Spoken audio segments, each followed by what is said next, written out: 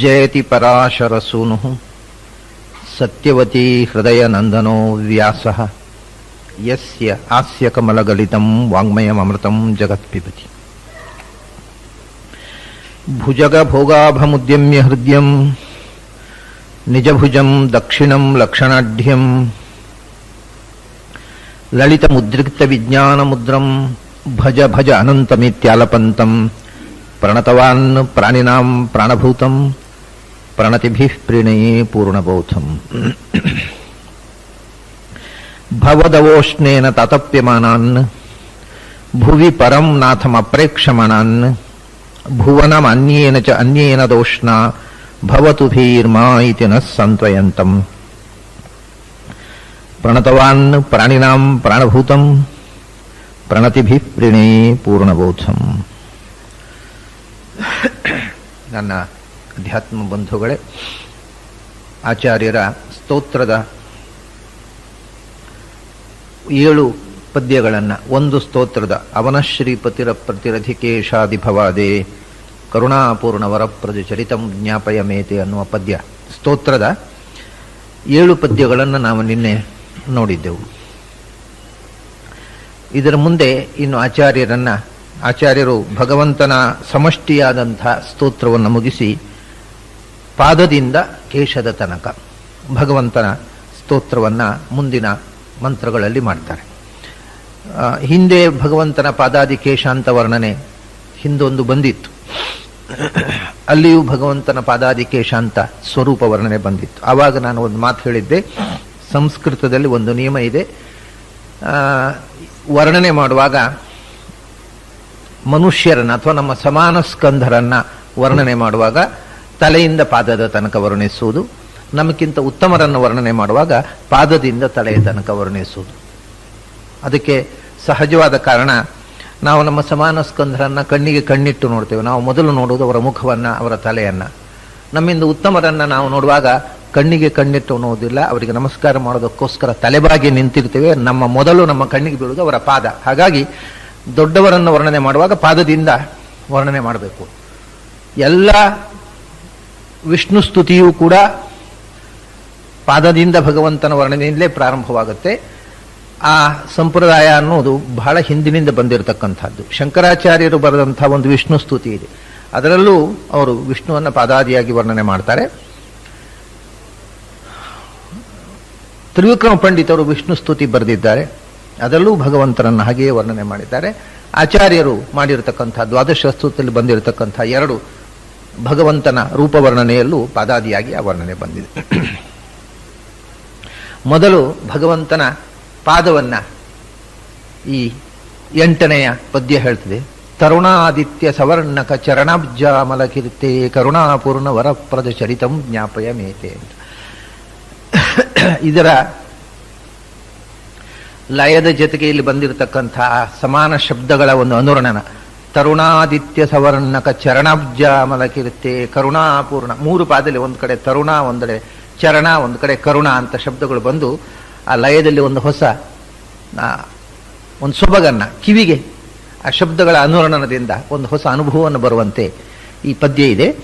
ಇದನ್ನ ತರುಣಾದಿತ್ಯ ಸವರ್ಣಕ ಚರಣಾಬ್ಜ, ಇಡೀ ಒಂದೇ ಪದವಾಗಿ ಇದನ್ನು ಇಟ್ಟುಕೊಳ್ಳಬಹುದು. ತರುಣಾದಿತ್ಯ ಸವರ್ಣಕ ಚರಣಾಬ್ಜಾಮಲ ಕೀರ್ತೆ.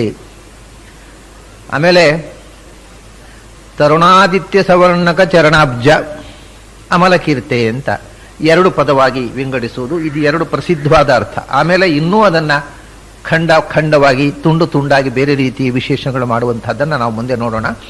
ಮೊದಲು ಇಡೀ ಒಂದು ಪದ ಭಗವಂತನ ಪಾದದ ವರ್ಣನೆ. ತರುಣಾದಿತ್ಯ ಸವರ್ಣಕ ಚರಣಾಬ್ಜಾಮಲ ಕೀರ್ತೆ. ತರುಣಾದಿತ್ಯ ಅಂದ್ರೆ ಈಗ ತಾನೇ ಉದಿಸುವ ಸೂರ್ಯ.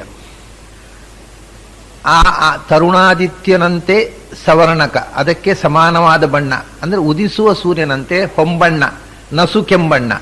ಇವಾಗ ಸೂರ್ಯ ಮೇಲಕ್ಕೆ ಬಂದ ಮೇಲೆ ಅದು ಕಣ್ಣು ಕುಕ್ಕುವಂತಹ ಬೆಳ್ಳಗಿನ ಪ್ರಕಾಶವಾಗ್ತಾನೆ. ಆದರೆ ಸೂರ್ಯ ಉದಿಸುವಾಗ ಚಿನ್ನದ ಬಣ್ಣ ಇರುತ್ತೆ, ಅದು ಚಿನ್ನದ ಪುತ್ಥಳಿ ಚಿನ್ನದ ಬಣ್ಣ. ಅದಕ್ಕೋಸ್ಕರ ಉದಿಸುವ ಸೂರ್ಯನ ಬಣ್ಣ ಅಂದರೆ ಚಿನ್ನದ ಬಣ್ಣ, ಹೊಂಬಣ್ಣ ಅಂತಾರೆ. ತರುಣಾದಿತ್ಯ ನಾವು ದೇವರನ್ನ ಉಪಾಸನೆ ಮಾಡುವಾಗ ಧ್ಯಾನಗಳಲ್ಲಿ ಎಲ್ಲ ಕಡೆ ಗಾಯತ್ರಿ ಧ್ಯಾನದಲ್ಲಿ ಹಾಗೆ ಪ್ರೋದ್ಯದ ಆದಿತ್ಯ ವರ್ಣಶ್ಚ ಸೂರ್ಯಮಂಡಲ ಮಧ್ಯಗಃ ಅಂತ. ಪ್ರೋದ್ಯದಾದಿತ್ಯ ವರ್ಣ ಅಂದರೆ ಉದಿಸುವ ಸೂರ್ಯನಂತೆ ಬಣ್ಣ ಇರತಕ್ಕವನು.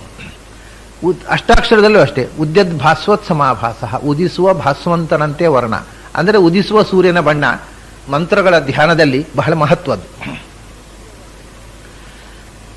ಈ ರೀತಿಯ ವರ್ಣನೆಯನ್ನೇ ಇಲ್ಲಿ ಕೂಡ ಆಚಾರ್ಯರು ಹೇಳ್ತಾರೆ, ತರುಣಾದಿತ್ಯ ಸವರ್ಣಕ ಅಂತ. ತರುಣಾದಿತ್ಯ ಉದಿಸುವ ಸೂರ್ಯ, ಉದಿಸುವ ಸೂರ್ಯನಿಗೆ ಸವರ್ಣಕ ಅಂದರೆ ಸಮಾನವಾದ ಬಣ್ಣ, ಹೊಂಬಣ್ಣ, ಚಿನ್ನದ ಬಣ್ಣ ಅಥವಾ ನಸುಕೆಂಪು ಬಣ್ಣ ಇರತಕ್ಕಂಥದ್ದು ಭಗವಂತನ ಚರಣ ಪಾದ. ಅದು ನಸುಕೆಂಪಣ್ಣ ಇರೋದ್ರಿಂದಲೇ ಅದನ್ನ ಅಬ್ಜ ಅಂತ ಕರೆದು, ಅಬ್ಜ ಅಂದ್ರೆ ಕಮಲ, ಪಾದಕಮಲ ಅಂತ ನಾವು ಹೇಳ್ತೇವೆ. ಚರಣಾಬ್ಜ, ಕಮಲವು ನಸುಕೆಂಬಣ್ಣದಿಂದ ಕೂಡಿರುವಂಥದ್ದು, ಸೂರ್ಯನು ನಸುಕೆಂಬಣ್ಣದಿಂದ ಕೂಡಿರುವವ. ಆ ಕೆಂಪು ಬಣ್ಣದಿಂದಲೇ ಮತ್ತು ಅದರ ಆಕಾರ ವಿಶೇಷದಿಂದ, ಅದರ ಸೌಷ್ಠವದಿಂದ ಎರಡು ಪಾದಗಳು ಎರಡು ಕಮಲಗಳಂತಿವೆ. ಅವು ವರ್ಣ ಹೇಗಿವೆ ಅಂದರೆ ಉದಿಸುವ ಸೂರ್ಯನ ಹೊಂಬಣ್ಣವನ್ನು ಹೊತ್ತಿವೆ. ಅಂಥ ಚರಣಾಬ್ಜಗಳಿಂದ ಅಮಲ ನಿರ್ಮಲವಾದ ಕೀರ್ತಿ ಉಳ್ಳವನು ಅಂದರೆ ಭಗವಂತನ ಚರಣಾಬ್ಜವನ್ನ ಉದಿಸುವ ಸೂರ್ಯನಂತೆ ಪ್ರಕಾಶಮಾನವಾಗಿದೆ ಅಂತ ಶಾಸ್ತ್ರಗಳು ಕೊಂಡಾಡುತ್ತವೆ. ಇದು ಒಂದು. ಇಡೀ ಪಾದದ ವರ್ಣನೆ ಒಂದೇ ಶಬ್ದ ಆಯ್ತು. ಈಗ ತರುಣಾದಿತ್ಯ ಸವರ್ಣಕ. ಇಲ್ಲಿ ಒಂದು ವಿಶೇಷ ನಾವು ನೋಡಬೇಕು. ಶಾಸ್ತ್ರದಲ್ಲಿ ವರ್ಣನೆ ಮಾಡಿರುವುದು ಭಗವಂತ ಉದಿಸುವ ಸೂರ್ಯನಂತೆ ಹೊಂಬಣ್ಣದವನು ಅಂತ. ಆಚಾರ್ಯರು ವರ್ಣನೆ ಮಾಡುವುದು ಭಗವಂತನ ಚರಣ ಉದಿಸುವ ಸೂರ್ಯನಂತೆ ಇದೆ ಅಂತ.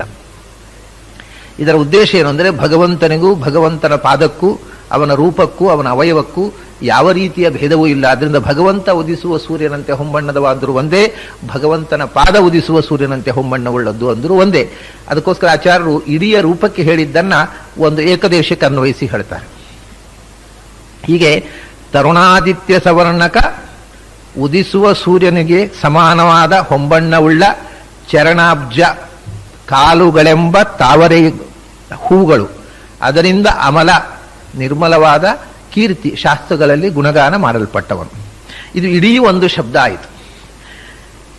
ಈಗ ಇದನ್ನು ಅಮಲ ಕೀರ್ತೆ ಅಂತ ಒಂದು ಬೇರೆ ಮಾಡೋಣ. ತರುಣಾದಿತ್ಯ ಸವರ್ಣಕ ಚರಣಾಬ್ಜ, ಅಮಲ ಕೀರ್ತೆ, ನಿರ್ಮಲವಾದ ಯಶಸ್ಸುಳ್ಳವನು, ಶಾಸ್ತ್ರಗಳಲ್ಲಿ ಗುಣಗಾನ ಮಾಡಲ್ಪಟ್ಟವ ಅಂತ ಅರ್ಥ. ಅದು ಒಂದು ಬೇರೆ ವಿಶೇಷಣ. ತರುಣಾದಿತ್ಯ ಸವರ್ಣಕ ಚರಣಾಬ್ಜ, ಚರಣಾಬ್ಜ ಪಾದಕಮಲ, ಅದು ತರುಣಾದಿತ್ಯನಿಗೆ ಸಮಾನವಾದ ಉದಿಸುವ ಸೂರ್ಯನಿಗೆ ಸದೃಶವಾದ ಹೊಂಬಣ್ಣವುಳ್ಳ ಪಾದಕಮಲಗಳುಳ್ಳವನೇ. ಅದು ಒಂದು ವಿಶೇಷಣ. ತರುಣಾದಿತ್ಯ ಸವರ್ಣಕ ಚರಣಾಬ್ಜ ಅಮರ ಕೀರ್ತೆ.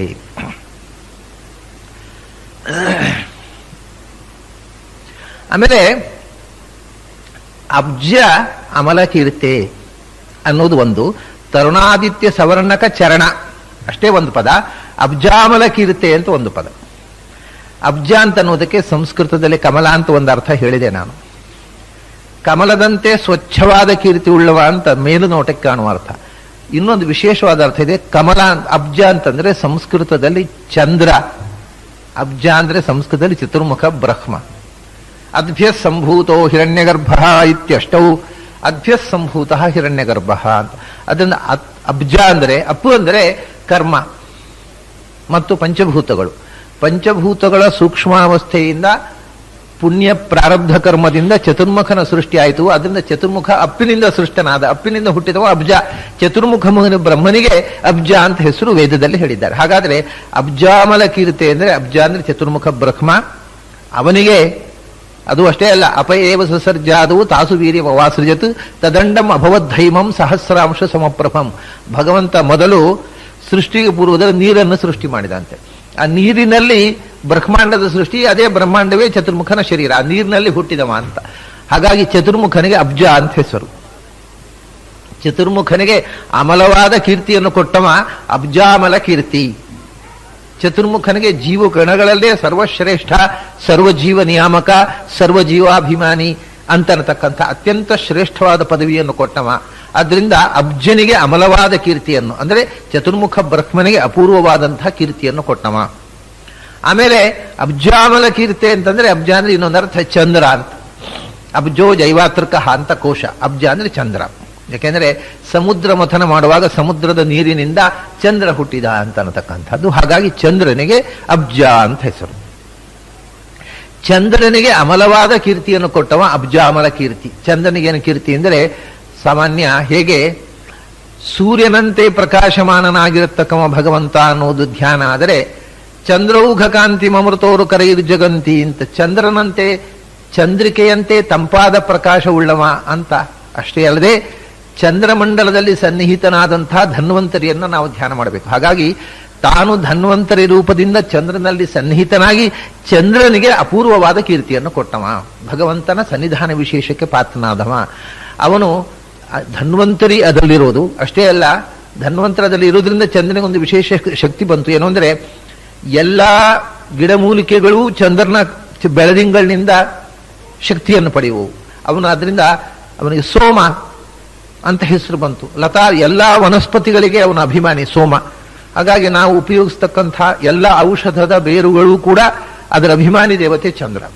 ಹಾಗೆ ಸಮಸ್ತ ಔಷಧಿಗಳ ಪತಿ, ಯಾಕೆಂದ್ರೆ ಎಲ್ಲ ಔಷಧಗಳನ್ನು ಕೊಡತಕ್ಕಂಥ ಸರ್ವೌಷಧನಾಗಿರತಕ್ಕಂಥ ಧನ್ವಂತರಿಗೆ ಅವನು ಪ್ರತೀಕ ಅಧಿಷ್ಠಾನ. ಹೀಗೆ ಧನ್ವಂತರಿಗೆ ಅಧಿಷ್ಠಾನನಾಗಿ ಸಮಸ್ತ ಗಿಡಮೂಲಿಕೆಗಳಿಗೆ ನಿಯಾಮಕನಾಗಿ ಚಂದ್ರನಿಗೆ ಅಪೂರ್ವವಾದ ಕೀರ್ತಿಯನ್ನು ಕೊಟ್ಟವ ಭಗವಂತ. ಅದರಿಂದ ಅಬ್ಜಾಮಲ ಕೀರ್ತಿ, ಅಬ್ಜ ಅಂದ್ರೆ ಚಂದ್ರ, ಅಬ್ಜ ಅಂದ್ರೆ ಕಮಲ, ಅಬ್ಜ ಅಂದ್ರೆ ಚತುರ್ಮುಖ, ಈ ಮೂರು ಅರ್ಥ ಇಟ್ಟುಕೊಂಡು ಇದು ಒಂದು ವಿಶೇಷಣ ಆಯಿತು. ಆಮೇಲೆ ತರುಣಾದಿತ್ಯ ಸವರ್ಣಕ ಚರಣ ಅಂದ್ರೆ ಹಿಂದೆ ಹೇಳಿದ್ದೇ ಅರ್ಥ, ಉದಿಸುವ ಸೂರ್ಯನಿಗೆ ಸಮಾನವಾದ ಹೊಂಬಣ್ಣದ ಪಾದವುಳ್ಳವನು. ಪಾದ ಕಮಲ ಅಂತ ಹಿಂದೆ ಇಟ್ಟಿದ್ದೆವು, ಅಬ್ಜ ಅನ್ನೋದನ್ನು ಮುಂದಕ್ಕೆ ತಂದಾಗ ಇಷ್ಟೇ ಒಂದು ವಿಶೇಷಣ ಆಯಿತು. ತರುಣಾದಿತ್ಯ ಸವರ್ಣಕ ಚರಣ, ಭಗವಂತನನ್ನ ತರುಣಾದಿತ್ಯ ಸವರ್ಣ, ತರುಣಾದಿತ್ಯ ಸವರ್ಣ ಇಷ್ಟೇ ಭಗವಂತನ ವಿಶೇಷಣ ಮಾಡಬಹುದು. ಈಗ ಉದಿಸುವ ಸೂರ್ಯನಂತೆ ಪ್ರಕಾಶಮಾನನಾದವ, ಇದು ಭಗವಂತನಿಗೂ ವಿಶೇಷಣ ಆಗಬಹುದು, ಪಾದಕ್ಕೆ ಮಾತ್ರ ಅಲ್ಲ. ಅಂದ ತರುಣಾದಿತ್ಯ ಸವರ್ಣ ಇದು ಒಂದು ವಿಶೇಷಣ. ಆಗ ವಿಚಿತ್ರ ಏನು ಅಂದ್ರೆ 4 ಅಕ್ಷರ ಬೇಳೆ ಈಗ ಅಬ್ಜಾಮಲ ಕೀರ್ತಿ ಎನ್ನುವುದನ್ನು ಬೇರೆ ಹೆಸರು ಮಾಡಿದೆವು. ಚಂದ್ರನಿಗೆ ಅಮಲವಾದ ಕೀರ್ತಿಯನ್ನು ಕೊಟ್ಟವ, ಚತುರ್ಮುಖ ಬ್ರಹ್ಮನಿಗೆ ಅಮಲವಾದ ಕೀರ್ತಿಯನ್ನು ಕೊಟ್ಟವ. ತರುಣಾದಿತ್ಯ ಸವರ್ಣ ಅಂದ್ರೆ ಉದಿಸುವ ಆದಿತ್ಯನಂತೆ ಹೊಂಬಣ್ಣದಿಂದ ಬೆಳಗುವವ. ಮಧ್ಯದಲ್ಲಿ 4 ಅಕ್ಷರ ಉಳಿತು. ಈಗ ಕಚರಣ ಅಂತ, ಕಚರಣ ಅಂತಂದ್ರೆ ಕಚದಿಂದ ರಣವನ್ನು ನಿರ್ಮಾಣ ಮಾಡಿದವ ಅಂತ. ಕಚ ಅಂದ್ರೆ ದ್ರೌಪದಿಯ ತಲೆಮುಡಿ, ಕಚ ಅಂದ್ರೆ ತಲೆಮುಡಿ. ದ್ರೌಪದಿಯ ತಲೆಮುಡಿಗೆ ದುಶ್ಯಾಸನ ಕೈ ಹಾಕಿದ್ದರಿಂದಲೇ ಈ ಮಹಾಭಾರತ ಯುದ್ಧ ಆಯಿತು. ಪಾಂಡವರಿಂದ ಅಲ್ಲ, ಭೀಮಸೇನನಿಂದ ಅಲ್ಲ, ಅಥವಾ ಅರ್ಜುನನಿಂದ ಅಲ್ಲ, ದ್ರೌಪದಿಯ ತಲೆಮೂಡಿಗೆ ದುಶ್ಯಾಸನ ಕೈ ಹಾಕಿದ್ದರಿಂದ ಮಹಾಭಾರತ ಯುದ್ಧ ಆಯಿತು ಅಂತ ಭಾಗವತದಲ್ಲಿ ಒಂದು ಮಾತಿದೆ. ಅದರಿಂದ ಕಚದಿಂದ, ಹೆಣ್ಣಿನ ಕೇಶಪಾಶದಿಂದ ರಣ ಯುದ್ಧ ಆಗುವಂತೆ ಮಾಡಿದವ, ಅದರಿಂದ ಅವನು ಕಚರಣ. ಆಮೇಲೆ ಇನ್ನೊಂದು ವಿಶೇಷ ಇದೆ, ತರುಣಾದಿತ್ಯ ಸವರ್ಣರು ಅಂತಂದ್ರೆ ತರುಣ ಅನ್ನೋದನ್ನು ಬಿಟ್ಬಿಡೋಣ. ಭಗವಂತ ನಿತ್ಯ ತರುಣ, ಯುವಾಂ ಯುವಾನೌ ಸತತಂ ಯುವಯೋರ್ ನವಯೋಧಿಕ, ನೀವು ಇಬ್ಬರು ನಿತ್ಯ ಯುವಕರು ಅಂತ ವಾದಿರಾಜರು ಲಕ್ಷ್ಮೀನಾರಾಯಣರನ್ನ ಸ್ತೋತ್ರ ಮಾಡಿದ್ದಾರೆ ಶ್ರೀ ಶ್ರೀ ಗುಣದರ್ಪಣದಲ್ಲಿ. ಆದ್ರಿಂದ ಭಗವಂತ ತರುಣ, ನೀನು ಯಾವಾಗಲೂ ತರುಣ, ನೀನು ಬಾಲನೂ ಅಲ್ಲ, ನೀನು ವೃದ್ಧನೂ ಅಲ್ಲ, ನೀನು ಸದಾ ತರುಣ. ಆಮೇಲೆ ಆದಿತ್ಯ ಸವರ್ಣಕ, ಸೂರ್ಯನಂತೆ ಬೆಳಗುವವ. ನೀನು ತರುಣ, ನೀನು ಆದಿತ್ಯ, ನೀನು ತರುಣಾದಿತ್ಯ, ನೀನು ತರುಣಾದಿತ್ಯ ಸವರ್ಣ. ಭಗವಂತ ಆದಿತ್ಯನ ಹೋದ, ಯಾಕೆಂದ್ರೆ ಅದಿತಿಯಲ್ಲಿ ವಾಮನನಾಗಿ ಅವತರಿಸಿದವ, ಅದರಿಂದ ಅದಿತಿಯ ಪುತ್ರನಾಗಿ ಅವತರಿಸಿ ಭಗವಂತ ಆದಿತ್ಯ. ಭಗವಂತ ನಿತ್ಯ ತರುಣ, ಭಗವಂತ ಆದಿತ್ಯ, ಭಗವಂತ ತರುಣಾದಿತ್ಯ. ಇನ್ನು ಉದಿಸುವ ಸೂರ್ಯನಂತೆ ಕಾಣುವ ತರುಣಾದಿತ್ಯ ಸವರ್ಣನು. ತರುಣಾದಿತ್ಯ ಸವರ್ಣಕ ಅಂತಂದ್ರೆ ಆದಿತ್ಯನಿಗೆ ಸಮಾನನಾದವರು, ಸವರ್ಣರಂದು ಸಮಾನ ಸ್ವಭಾವದವರು. ತರುಣ ಅಂತ ಭಗವಂತನಿಗೆ ವಿಶೇಷನಾಗಿ ಬಿಟ್ಟುಬಿಡೋಣ. ಈಗ ಆದಿತ್ಯ ಸವರ್ಣ ಕಚರಣ ಇದು ಒಂದು ವಿಶೇಷಣ. ಈಗ ಆದಿತ್ಯರು ಅಂದ್ರೆ ಅದಿತಿ ಪುತ್ರರಾದ ದೇವತೆಗಳು, ಅವರಿಗೆ ಸಮಾನರಾಗಿರತಕ್ಕಂಥವರು ಎಲ್ಲ ದೇವತೆಗಳು. ಅದಿತಿ ಪುತ್ರರಾದ ದೇವತೆಗಳಿಗೆ ಆದಿತ್ಯರು ಅನ್ನೋದು. ವಿವಸ್ವಾನ್ ಅರ್ಯಮ ಪೂಷಾ ತ್ವಷ್ಟಾಥ ಸವಿತಾ ಭಗ ಧಾತ ವಿಧಾತ ವರುಣ ಮಿತ್ರ ಶಕ್ರ ಅಂತ 11 ಮಂದಿ ವಿಷ್ಣುವನ್ನು ಬಿಟ್ಟು 11 ಮಂದಿ ಅದಿತಿ ಪುತ್ರರು ದೇವತೆಗಳಿದ್ದಾರೆ. ಆ ಆದಿತ್ಯರಿಗೆ ಸವರ್ಣರು ಅಂದ್ರೆ ಸಮಾನ ಸ್ವಭಾವದವರು ಅಂದ್ರೆ ಎಲ್ಲ ದೇವತೆಗಳು. ಅವರ ಕ ಅಂದ್ರೆ ಶಿರಸ್ಸು, ಕಂ ಶಿರೋಂಬುನೋ ಅಂತ. ಆದಿತ್ಯ ಸವರ್ಣರು ಅಂದ್ರೆ ಆದಿತ್ಯರಿಗೆ ಸಮಾನರಾದಂಥ ವಸು ರುದ್ರ ಮುಂತಾದ ದೇವತಾಗಣಗಳು. ಅವರ ಕ ಅಂದ್ರೆ ಶಿರಸ್ಸು, ಯಾರ ಚರಣದಲ್ಲಿ ಇರುತ್ತದೋ ಅಂದ್ರೆ ಸಮಸ್ತ ದೇವತೆಗಳು ಯಾರ ಪಾದದಲ್ಲಿ ತಮ್ಮ ತಲೆಯನ್ನು ಅರ್ಪಿಸಿ ನಮಸ್ಕರಿಸ್ತಾ ಇದ್ದಾರೋ ಅವನು ಆದಿತ್ಯ ಸವರ್ಣ ಕಚರಣ. ಆದಿತ್ಯ ಸವರ್ಣರು ಅಂದ್ರೆ ಆದಿತ್ಯರಿಗೆ ಸಮಾನರಾದ ಸಮಸ್ತ ದೇವತೆಗಳು. ಅವರ ಕ ಅಂದ್ರೆ ಶಿರಸ್ಸು, ಸಂಸಲಿಕ ಅಂದ್ರೆ ಶಿರಸ್ಸು. ದಶಕ ಅಂತ ಹೇಳ್ತಾರೆ ರಾವಣಿಗೆ, ದಶಕ ಅಂದ್ರೆ 10 ತಲೆ ಉಳ್ಳವ ಅಂತ. ದಶಕ ಕ ಅಂದ್ರೆ ತಲೆ. ಅದರಿಂದ ಆದಿತ್ಯ ಸವರ್ಣರಾದ ಸಮಸ್ತ ದೇವತೆಗಳ ಕ ಅಂದ್ರೆ ಶಿರಸ್ಸು, ಯಾರ ಚರಣದಲ್ಲಿದೆಯೋ ಅವನು ಆದಿತ್ಯ ಸವರ್ಣ ಕ ಚರಣ. ಹೀಗೆ ತರುಣಾದಿತ್ಯ ಸವರ್ಣಕ ಚರಣಾಬ್ಜಾಮಲ ಕೀರ್ತಿ ಅನ್ನೋದು ತರುಣ ಆದಿತ್ಯ, ತರುಣಾದಿತ್ಯ, ತರುಣಾದಿತ್ಯ ಸವರ್ಣ, ತರುಣಾದಿತ್ಯಕ ಸವರ್ಣಕ ಕಚರಣ, ಸವರ್ಣಕ ಚರಣ, ಚರಣಾಬ್ಜ ಅಬ್ಜಾಮಲ ಕೀರ್ತೆ, ಚರಣಾಬ್ಜ ಅಮಲ ಕೀರ್ತೆ.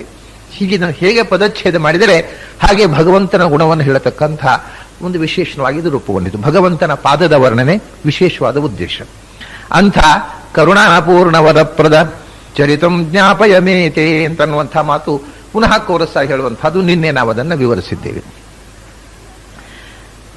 ಕಾಲನ್ನ ಸಮಷ್ಟಿಯಾಗಿ ಪಾದವನ್ನು ವರ್ಣನೆ ಮಾಡಿದ ಮೇಲೆ ಭಗವಂತನ ಪಾದದ ನಖ ಉಗುರುಗಳ ವರ್ಣನೆ. ಸಲಿಲ ಪ್ರೋತ್ಥ ಸರಾಗಕ ಮಣಿವರ್ಣೋಚ್ಚ ನಖಾದೇ ಕರುಣಾಪೂರ್ಣ ವರಪ್ರದ ಚರಿತಂ ಜ್ಞಾಪಯಮೇತೆ. ಇದೊಂದು ವಿಶಿಷ್ಟವಾದಂತಹ ಸ್ತೋತ್ರ. ಈ ಸ್ತೋತ್ರ ನಾನು ಹೇಳಿದೆ ಬೇರೆ ಬೇರೆ ರೀತಿಯ ಆಯಾಮಗಳು ಇಲ್ಲದೇ ಇದ್ರೆ ಇದು ನೋಡಿ, ಸಲಿಲ ಪ್ರೋತ್ಥ ಸರಾಗಕ ಮಣಿವರ್ಣೋಚ್ಚ ನಖಾದೆ. ಮೇಲಕ್ಕೆ ನೋಡಿದರೆ ಏನೋ ಅರ್ಥ ಇಲ್ಲದ ಶಬ್ದಗಳನ್ನು ತುಂಬಿದಾಗಿದೆ ಇದು ನೋಡಿ. ಸಲಿಲ ಪ್ರೋತ್ಥ ನೀರಿನಿಂದ ಹುಟ್ಟಿದ, ನೀರಿನಿಂದ ಮೇಲಕ್ಕೆ ಮೂಡಿ ಬಂದ. ಸರಾಗಕ ಅಂದ್ರೆ ಕೆಂಪು ಬಣ್ಣದಿಂದ ಕೂಡಿದ. ಮಣಿ ವರ್ಣ ಮಣಿಯ ಬಣ್ಣದಿಂದ ಉಚ್ಚ ಉನ್ನತವಾದ ಉಗುರು ಉಳ್ಳವ ಅಂತ. ಉಗುರಿನ ತುದಿ ನಖಾದಿ. ಇದರಲ್ಲಿ ಒಂದಕ್ಕೆ ಏನು ಸಂಬಂಧವೂ ಇಲ್ಲ ನೋಡಿ. ಮಣಿ ನೀರಿನಿಂದ ಹುಟ್ಟಿದ, ಸಲಿಲ ಪ್ರೋತ್ಥ ಸರಾಗಕ, ರಾಗ ಅಂದ್ರೆ ಕೆಂಬಣ್ಣ, ಕೆಂಬಣ್ಣದಿಂದ ಕೂಡಿದ ಮಣಿ.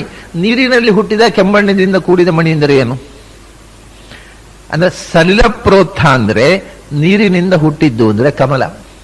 ಅದಕ್ಕೆ ಸಲಿಲ ಪ್ರೋತ್ಥ. ಸಲಿಲ ಕಮಲಕ್ಕೆ ಜಲಜ ಅಂತಲೇ ಹೆಸರು, ನೀರಿನಲ್ಲಿ ಹುಟ್ಟುವಂಥದ್ದು. ಸಲಿಲ ಪ್ರೋತ್ಥ ಅಂದ್ರೆ ಕಮಲ.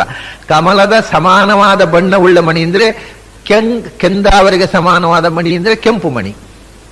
ಅದನ್ನ ಸಲಿಲ ಪ್ರೋತ್ಥವಾದ ನೀರಿನಲ್ಲಿ ಹುಟ್ಟಿದ ಕಮಲಕ್ಕೆ ಸಮಾನವಾದ ರಾಗ, ಸಮಾನವಾದ ಕೆಂಬಣ್ಣವುಳ್ಳದ್ದು ಮಣಿ ಅಂದ್ರೆ ಕೆಂಪು ಮಣಿ. ಪದ್ಮರಾಗ, ಪದ್ಮರಾಗ ಅಂತ ಹೇಳ್ತಾರೆ ಅದಕ್ಕೆ ನೋಡಿ. ಸಲಿಲ ಪದ್ಮದಂತೆ ರಾಗ, ಆ ಶಬ್ದ ಪದ್ಮರಾಗ ಮಣಿ ಅಂತ. ಕಮಲದಂತೆ ಕೆಂಪು ಬಣ್ಣವುಳ್ಳದು ಅಂತ ಆ ಶಬ್ದದ ಅರ್ಥ. ಪದ್ಮ ಅಂದ್ರೆ ಕಮಲ, ಅದೇ ಸಲಿಲ ಪ್ರೋತ್ಥ. ಅದರಿಂದ ಸರಾಗವಾಗಿರತಕ್ಕ ಮಣಿ ಅಂದ್ರೆ ಪದ್ಮರಾಗ ಮಣಿ ಆಯಿತು. ಸಲಿಲ ಪ್ರೋತ್ಥ ಸರಾಗಕ ಮಣಿ. ಆ ಮಣಿಯ ಬಣ್ಣ ಅಂದ್ರೆ ಕೆಂಪು.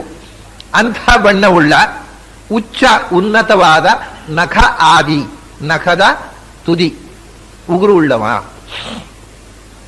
ಇದು ಪಾದದ ಉಗುರಿನ ವರ್ಣನೆ. ಇದರಲ್ಲಿ ಇಷ್ಟೆಲ್ಲ ಹೇಳುವುದು, ಇಷ್ಟು ಬಳಸುದಾರಿ ಯಾಕೆ? ಕಮಲದಿಂದ ಹುಟ್ಟಿದ, ನೀರಿನಲ್ಲಿ ಹುಟ್ಟಿದಂಥ ಕಮಲಕ್ಕೆ ಸಮಾನವಾದ ಬಣ್ಣವುಳ್ಳ ಮಣಿಯಂತೆ ಬಣ್ಣವುಳ್ಳ, ಅರೆ ಪದ್ಮರಾಗ ಮಣಿಯಂತೆ ಬಣ್ಣವುಳ್ಳ ಅಂತ ಹೇಳಿದ್ರು. ನೀರಿನ ಹುಟ್ಟಿದ ಕಮಲದ ಬಣ್ಣ, ಅದಕ್ಕೆ ಸಮಾನವಾದ ಬಣ್ಣವುಳ್ಳ ಮಣಿ, ಮಣಿಗೆ ಸಮಾನವಾದ ಬಣ್ಣವುಳ್ಳ ಉಗುರು ಅಂತ ಹೀಗೆ ಬಳಸುದಾರಿಯಿಂದ ಆಚಾರ್ಯ ಹೇಳ್ತಾರಲ್ಲ, ಇದು ಬಹಳ ಅಪೂರ್ವವಾದಂತಹ ಒಂದು ಪದ್ಯ ಇದು. ಇದರಲ್ಲಿ ಭಗವಂತನ ಅವತಾರಗಳ ಸ್ತೋತ್ರ ಬಂತೀಗ.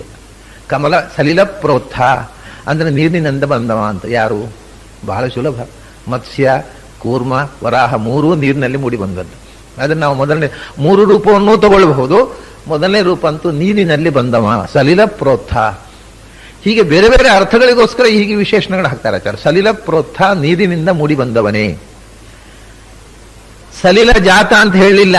ಕಮಲಕ್ಕಾದ್ರೆ ಸಲಿಲ ಜಾ ಅಂತ ಹೇಳ್ಬೇಕು. ಅದ್ರ ಜಲಜ ನೀರಿನಲ್ಲಿ ಹುಟ್ಟಿದ್ದು, ಇದು ನೀರಿನಲ್ಲಿ ಮೂಡಿ ಬಂದದ್ದು ಹೇಳ್ತಾರೆ. ಯಾಕೆಂದ್ರೆ ಅದು ಭಗವಂತನಿಗೂ ಕಮಲಕ್ಕೂ ಎರಡಕ್ಕೂ ಅನ್ವಯ ಆಗಬೇಕು. ಅದರಿಂದ ಭಗವಂತನನ್ನ ಸಲಿಲ ಜಾತ ಅಂತ ಹೇಳಲ್ಲ, ಸಲಿಲ ಪ್ರೋತ್ಥ ಅಂತ. ನೀರಿನಲ್ಲೇ ಕಾಣಿಸಿಕೊಂಡವ ಅಷ್ಟೇ, ನೀರಿನಲ್ಲಿ ಹುಟ್ಟಿ ಬಂದವ ಅಲ್ಲ. ಸಲಿಲ ಪ್ರೋತ್ಥ ನೀರಿನಿಂದ ಮೂಡಿ ಬಂದವ. ಯಾರವ? ಸರಾಗಕ ಅಂತಾರೆ. ಅಗ ಅಂತಂದ್ರೆ ಪರ್ವತ, ಕ ಅಂದ್ರೆ ಶಿರಸ್ಸು. ನಾವು ಈಗಲೇ ನೋಡಿದ್ದೇವೆ. ಅಗ ಕ ಅಂದ್ರೆ ಯಾರ ಶಿರಸ್ಸಿನಲ್ಲಿ ಪರ್ವತ ಇದೆಯೋ ಅವನು ಅಗಕ. ಅದು ಹೇಗೆ ಹೊತ್ತಿದ್ದಾನೆ ಪರ್ವತವನ್ನು ಅಂದ್ರೆ ಸರಂ. ರಂ ಅಂದ್ರೆ ಸಂಸ್ಕೃತದಲ್ಲೇ ರಮಣ, ಕ್ರೀಡೆ. ಸ ರಂ ಅಂದ್ರೆ ಸಲೀಲವಾಗಿ, ಆನಂದವಾಗಿ, ಕ್ರೀಡೆಯಿಂದ, ಲೀಲೆಯಿಂದ ಬೆಟ್ಟವನ್ನು ತಲೆಯಲ್ಲಿ ಹೊತ್ತವ ಅವನು ಸರಾಗಕ. ಹಾಗಾದರೆ ನೀರಿನಿಂದ ಹುಟ್ಟಿದವ ಸರಾಗಕ, ಬೆಟ್ಟವನ್ನ ತಲೆಯಲ್ಲಿ ಹೊತ್ತವ. ಅಥವಾ ಅಗಕ ಅಂತ ಅನ್ನೋದನ್ನ ಕಾರಣ ಪ್ರತ್ಯೇಕವಾಗಿ ಇಟ್ಟುಕೊಂಡ್ರೆ ಬೆಟ್ಟವನ್ನು ಹೊತ್ತವ ಅಂತ ಇಷ್ಟೇ ಮಾಡ್ಲಿಕ್ಕೂ ಬರುತ್ತೆ. ಬೆಟ್ಟವನ್ನು ತಲೆಯಲ್ಲಿ ಹೊತ್ತುವ ಅಂತ ಅರ್ಥ ಮಾಡಿದ್ರು. 2ನೇ ಅವತಾರ ಆಗೋಯ್ತು, ಕೂರ್ಮ ಆಗೋಯ್ತು. ನೀರಿಗೆ ಬಂದ, ನೀರಿನಲ್ಲಿ ಬೆಟ್ಟವನ್ನು ತಲೆಯಲ್ಲಿ ಹೊತ್ತ. ಕ ಅಂದ್ರೆ ನೀರು ಅಂತಲೂ ಅರ್ಥ ಮಾಡಬಹುದು. ನೀರಿನಲ್ಲಿ ಬೆಟ್ಟವನ್ನು ಹೊತ್ತವ ಸರಾಗಕ. ಸರಿ. ಆಮೇಲೆ ಮಣಿವರ್ಣ ಮೂರನೆಯವನಿಗೆ ಶ್ವೇತವರಾಹ ಅಂತ ಹೆಸರು. ಅವನ ಬಣ್ಣ ಬಿಳಿ. ಮಣಿ ಅಂದ್ರೆ ಅದರಿಂದ ಯಾವ ಮಣಿ ಇದು? ಸ್ಫಟಿಕ ಮಣಿ. ಮಣಿವರ್ಣ ಅಂದ್ರೆ ಸ್ಫಟಿಕ ಮಣಿಯಂತೆ ಬಣ್ಣ ಇರುವ ಅಂದ್ರೆ ಶ್ವೇತವರಾಹ ಅಂತ ಅರ್ಥ ಆಯ್ತು. ಇನ್ನು ನೀಲವರಾಹ ಇದ್ದಾನೆ, ಅವಾಗ ನೀಲಮಣಿ. ಅದಕ್ಕೋಸ್ಕರ ಅವರು ಸ್ಫಟಿಕ ಮಣಿ ಅಂತ ಹೇಳೋದಿಲ್ಲ, ಮಣಿವರ್ಣ ಅಂತಾರೆ. ವರಾಹ, ನೀಲವರಾಹ ಇದ್ದಾನೆ, ಶ್ವೇತವರಾಹ ಇದ್ದಾನೆ. ಇಬ್ಬರಿಗೂ ನೀನು ಮಣಿಯಂತೆ, ನೀಲಮಣಿಯೋ ಸ್ಫಟಿಕ ಮಣಿಯೋ ಯಾವುದನ್ನು ಬೇಕಾದ್ರೆ ಅನುಸಂಧಾನ. ಮಣಿವರ್ಣ ಉಚ್ಚ ನಖ, ಉತ್ಕೃಷ್ಟವಾದ ನಖವುಳ್ಳವನು, ಉಗುರುಗಳುಳ್ಳವ ನರಸಿಂಹ. ಹಿರಣ್ಯಕಶಿಪುವನ್ನು ಭೇದನೆ ಮಾಡಿರತಕ್ಕ ಉಗ್ರವಾದ ಉಗುರುಗಳುಳ್ಳವ. ಆಮೇಲೆ